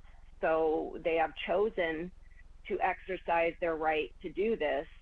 And I just think some of this appears to be making it much harder on those that have chosen to do that. The hours definitely needs to be clarified, Section 3, number 3, and Section 10, number 3. I read it as a person can work a maximum of 2 8-hour shifts. So I'm thinking in 7 days, they can only work 2 8-hour shifts. And that is definitely not, I mean, if you're worried about their eyes, I get it. Maybe they can work 5 4-hour shifts, but this doubles the amount of workers that they're going to need for this process, if not more. I worked the election last time, and you know, it's a computer, but it's still exhausting and eye straining. And I was there from 5:30 to I think 8:30 at 5:30 a.m. to like 8:30 at night. So I understand that there has to be a regulation there, but I think it needs to be more fair and uniform, and not appear to be punishing them for wanting to hand count, I guess is my basic point. Let's see. Yes, so it gives them also, I think I mentioned this, a heavy burden to get more people. And I had to seek out to not to volunteer, I guess we get paid, sort of. But I had to seek out working the election. So maybe the Secretary of State could consider funding or assisting a bigger effort to get workers for all forms of voting, because we definitely need more workers for all of this, whether it's machines or hand counting.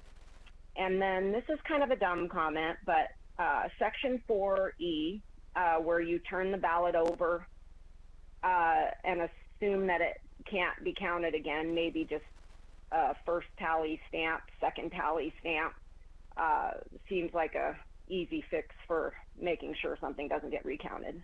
So I think that's it. Thank you. Thank you.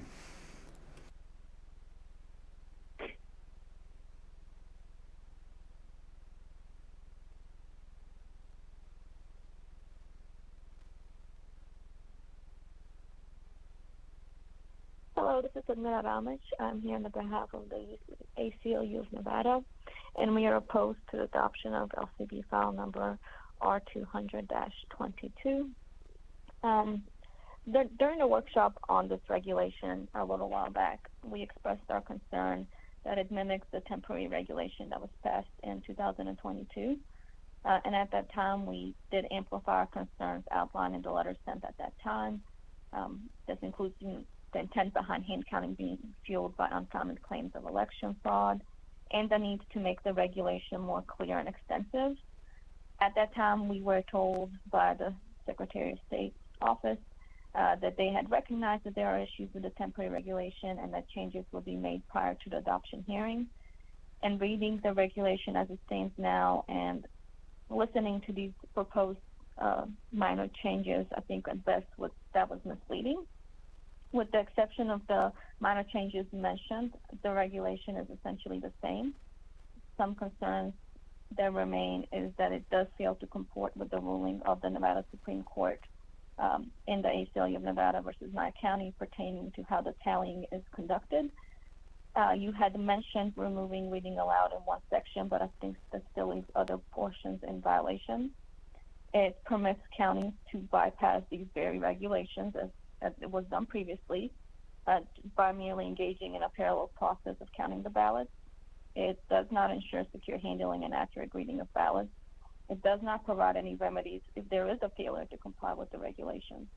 And I think there are many more concerns to note, but those are the 4 primary ones that I'm seeing now with those added changes.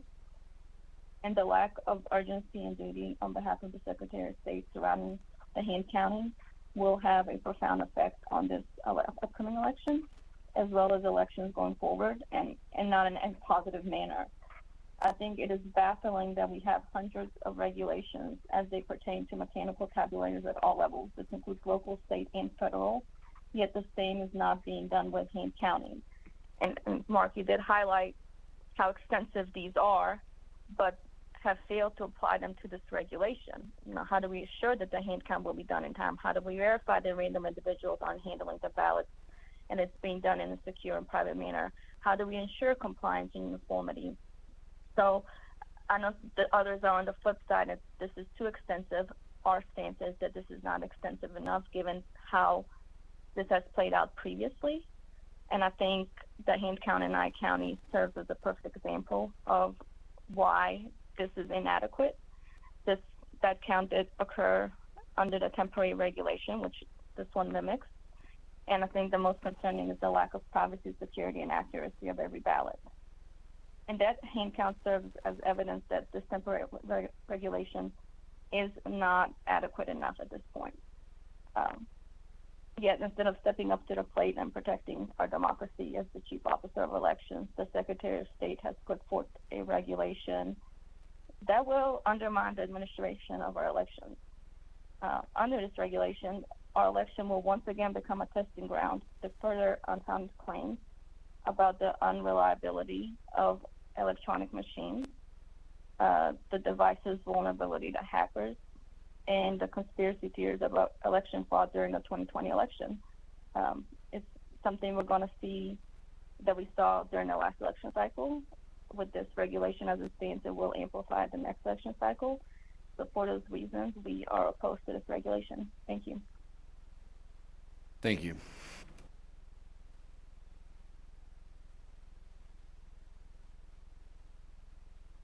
You have no more callers wishing to participate at this time. Thank you, Broadcasting. Hearing no further public comment, regulation LCB file number R200-22P is adopted with the changes as mentioned on the record and will move forward to the Legislative Commission. This time I will move on to agenda item 12.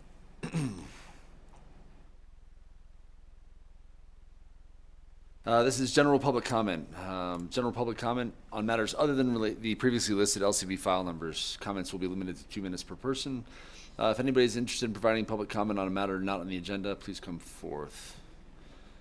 Seeing no one in Carson, no one in Las Vegas. Broadcasting, can we check the phones? This is again general public comment on matters other than the previously listed LCB file numbers on the agenda. If you would like to provide general public comment, please press star 9 now to take your place in the queue. Hello, Oscar Williams again. I want to talk about a statute, but it relates to R009. But I waited to this time because of the nature of what I want to discuss. I think you'll appreciate that. But I believe it's Section 13 talks about a candidate being able to have a recount. But there are issues with the laws in terms of how a recount is done. In particular, in Washoe County, my understanding is they're using the audit paper trail tape for the recount, which is in violation of NRS 293.254610, which says we need to have a uniform statewide standard of counting and recounting all votes accurately. But if you're going to use the VVPAT tape, which has the QR code, and you're using that for your recount, that would be inconsistent with the original ballot, which you cast on the ICX Prime, which I said before, comes down to a thumb drive. It's a digital ballot, and you just stick it into the tabulator. That is not the VVPAT tape. That's clearly audit. It's an audit paper trail tape. However, NRS 293B.400 uses a sort of loose wording of recount that enables potentially that paper trail tape to be used in a recount. And if that word was merely changed, with recount was changed to audit within that statute, it would clean it up and it would not affect anything else, and would be consistent with NRS 293.2546.10. Thank you for your time. Thank you, Mr. Williams.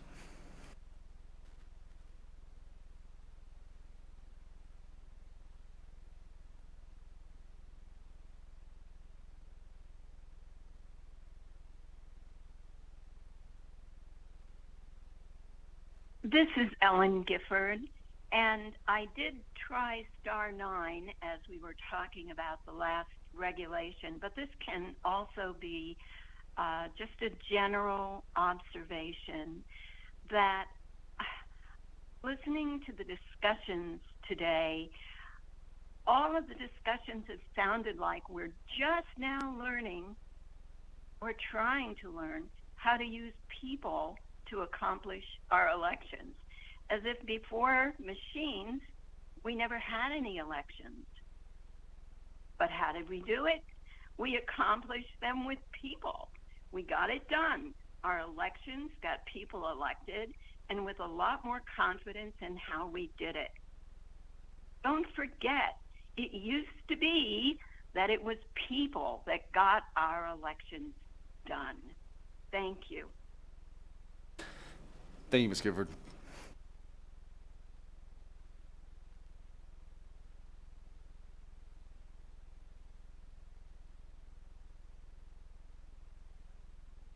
Hi.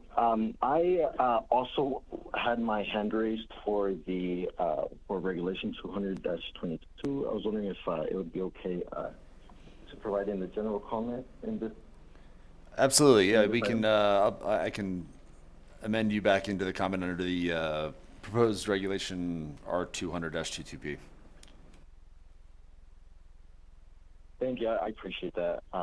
Good morning. My name is Cesar Carvajal. I am the Democracy Manager with Silver State Voices.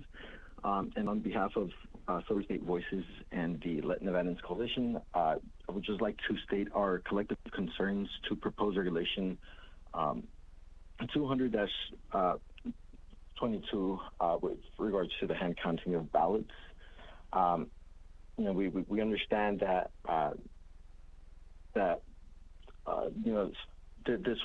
these are just regulations. We commend the Secretary of State's office for acting and trying to address some of these gaps that we have in statute. We don't think that these are these address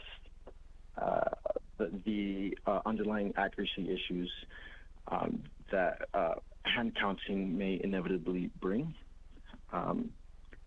The accuracy of hand counting, really is incumbent upon human error, and I just like to stress that the importance of having an accurate and efficient system of ballot tabulations is one of the most fundamental aspects of a fair and equitable democracy.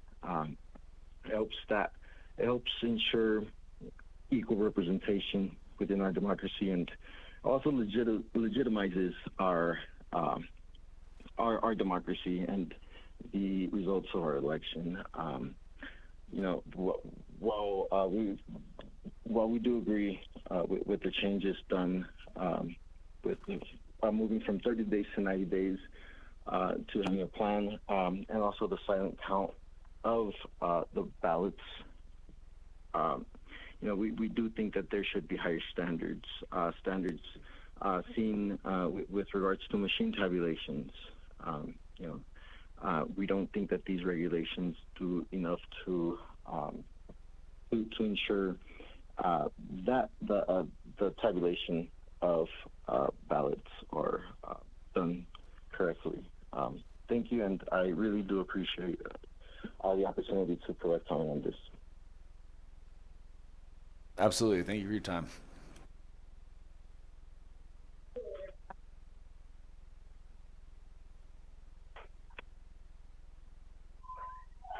Caller 377, please continue. Good morning. Marlene Droz, DROZD. For general comments, I would like to state I oppose all election changes made during the pandemic. They must be repealed. I prefer that the election process revert back to what the process was before the pandemic. And here are some facts. December 2020. Under subpoena, Nevada DMV provided a list of non-citizen driver's licenses compared against county voter records. 6,260 non-citizens were registered to vote, and 3,987 non-citizens had voted. This is illegal, and this goes directly to election integrity. 8,000 ballots cast by voters with non-existent addresses. 15,000 voters registered to vacant or commercial properties. The moment Democrats passed AB 4, less than 100 days before the 2020 election, the Select signed it, the integrity of Nevada's elections became at risk. And this is the problem. We need to act on this. This is all factual documentation acquired through subpoena, so it cannot be refuted. And this is the problem we have in Nevada, election integrity. And people do not have confidence in our elections anymore. So for the Secretary of State to say there was no voter fraud in Nevada is irresponsible. Thank you. Thank you. You have no more callers wishing to give public comment at this time. Excellent. Thank you, Broadcasting. And first and foremost, just to make sure that it's clear and on the record, that Secretary Aguilar takes the same position as the previous administration. Again, not that there was zero elections integrity violations or voter fraud, because we know for a certainty that there was at least one. But one is unacceptable. And we as an agency under his direction will continue to pursue and investigate any allegation. There were numerous allegations made during the 2020 election and 2022 election cycle, in many cases that were not rooted in fact. In fact, some individuals who made allegations in 2020 have admitted under oath that they were lying very specifically about concerns about machines and other things too, for a number of reasons. Nonetheless, again, as an election official, and again, I know for a fact, having talked to our county election officials and city election officials, integrity of the process is extremely important. It's of the utmost importance to all of us. It's not something that we think is done and that we're okay with. We're continuously looking for improvement to an already excellent process because, again, there was no widespread voter fraud during the 2020 or 2022 election cycles. Did some individuals make bad decisions and attempt to vote twice? Yes. And again, almost all cases that was prevented. But nonetheless, we'll continue to review those processes, procedures, and regulations to identify ways to improve both the security and transparency so that Nevadans can have confidence in the electoral process, as they should, absolutely. And that being said, I'll close public comment on items not related to the agenda. As a reminder, this adoption hearing is not the end of the regulatory process. Following the completion of this adoption hearing today, the next step, in addition to our two adoption hearings tomorrow and the day after, will be to go to the meeting of the Legislative Commission. I just checked the website. The Legislative Commission has not yet scheduled their meeting, so I cannot provide those details. But the specific date and time of the meeting can be found when it is identified on the Nevada Legislature website, which is leg.state.nv.us. If you have any problems or questions regarding that date or again, trying to find the information, please don't hesitate to contact the Elections Division at 775-684-5705 or via email at nvelect@sos.nv.gov. That gets us to agenda item 13. Again, I really, truly appreciate everybody's involvement in discussion today and look forward to it tomorrow and the day after. Thank you for all your comments. This hearing, adoption hearing is adjourned.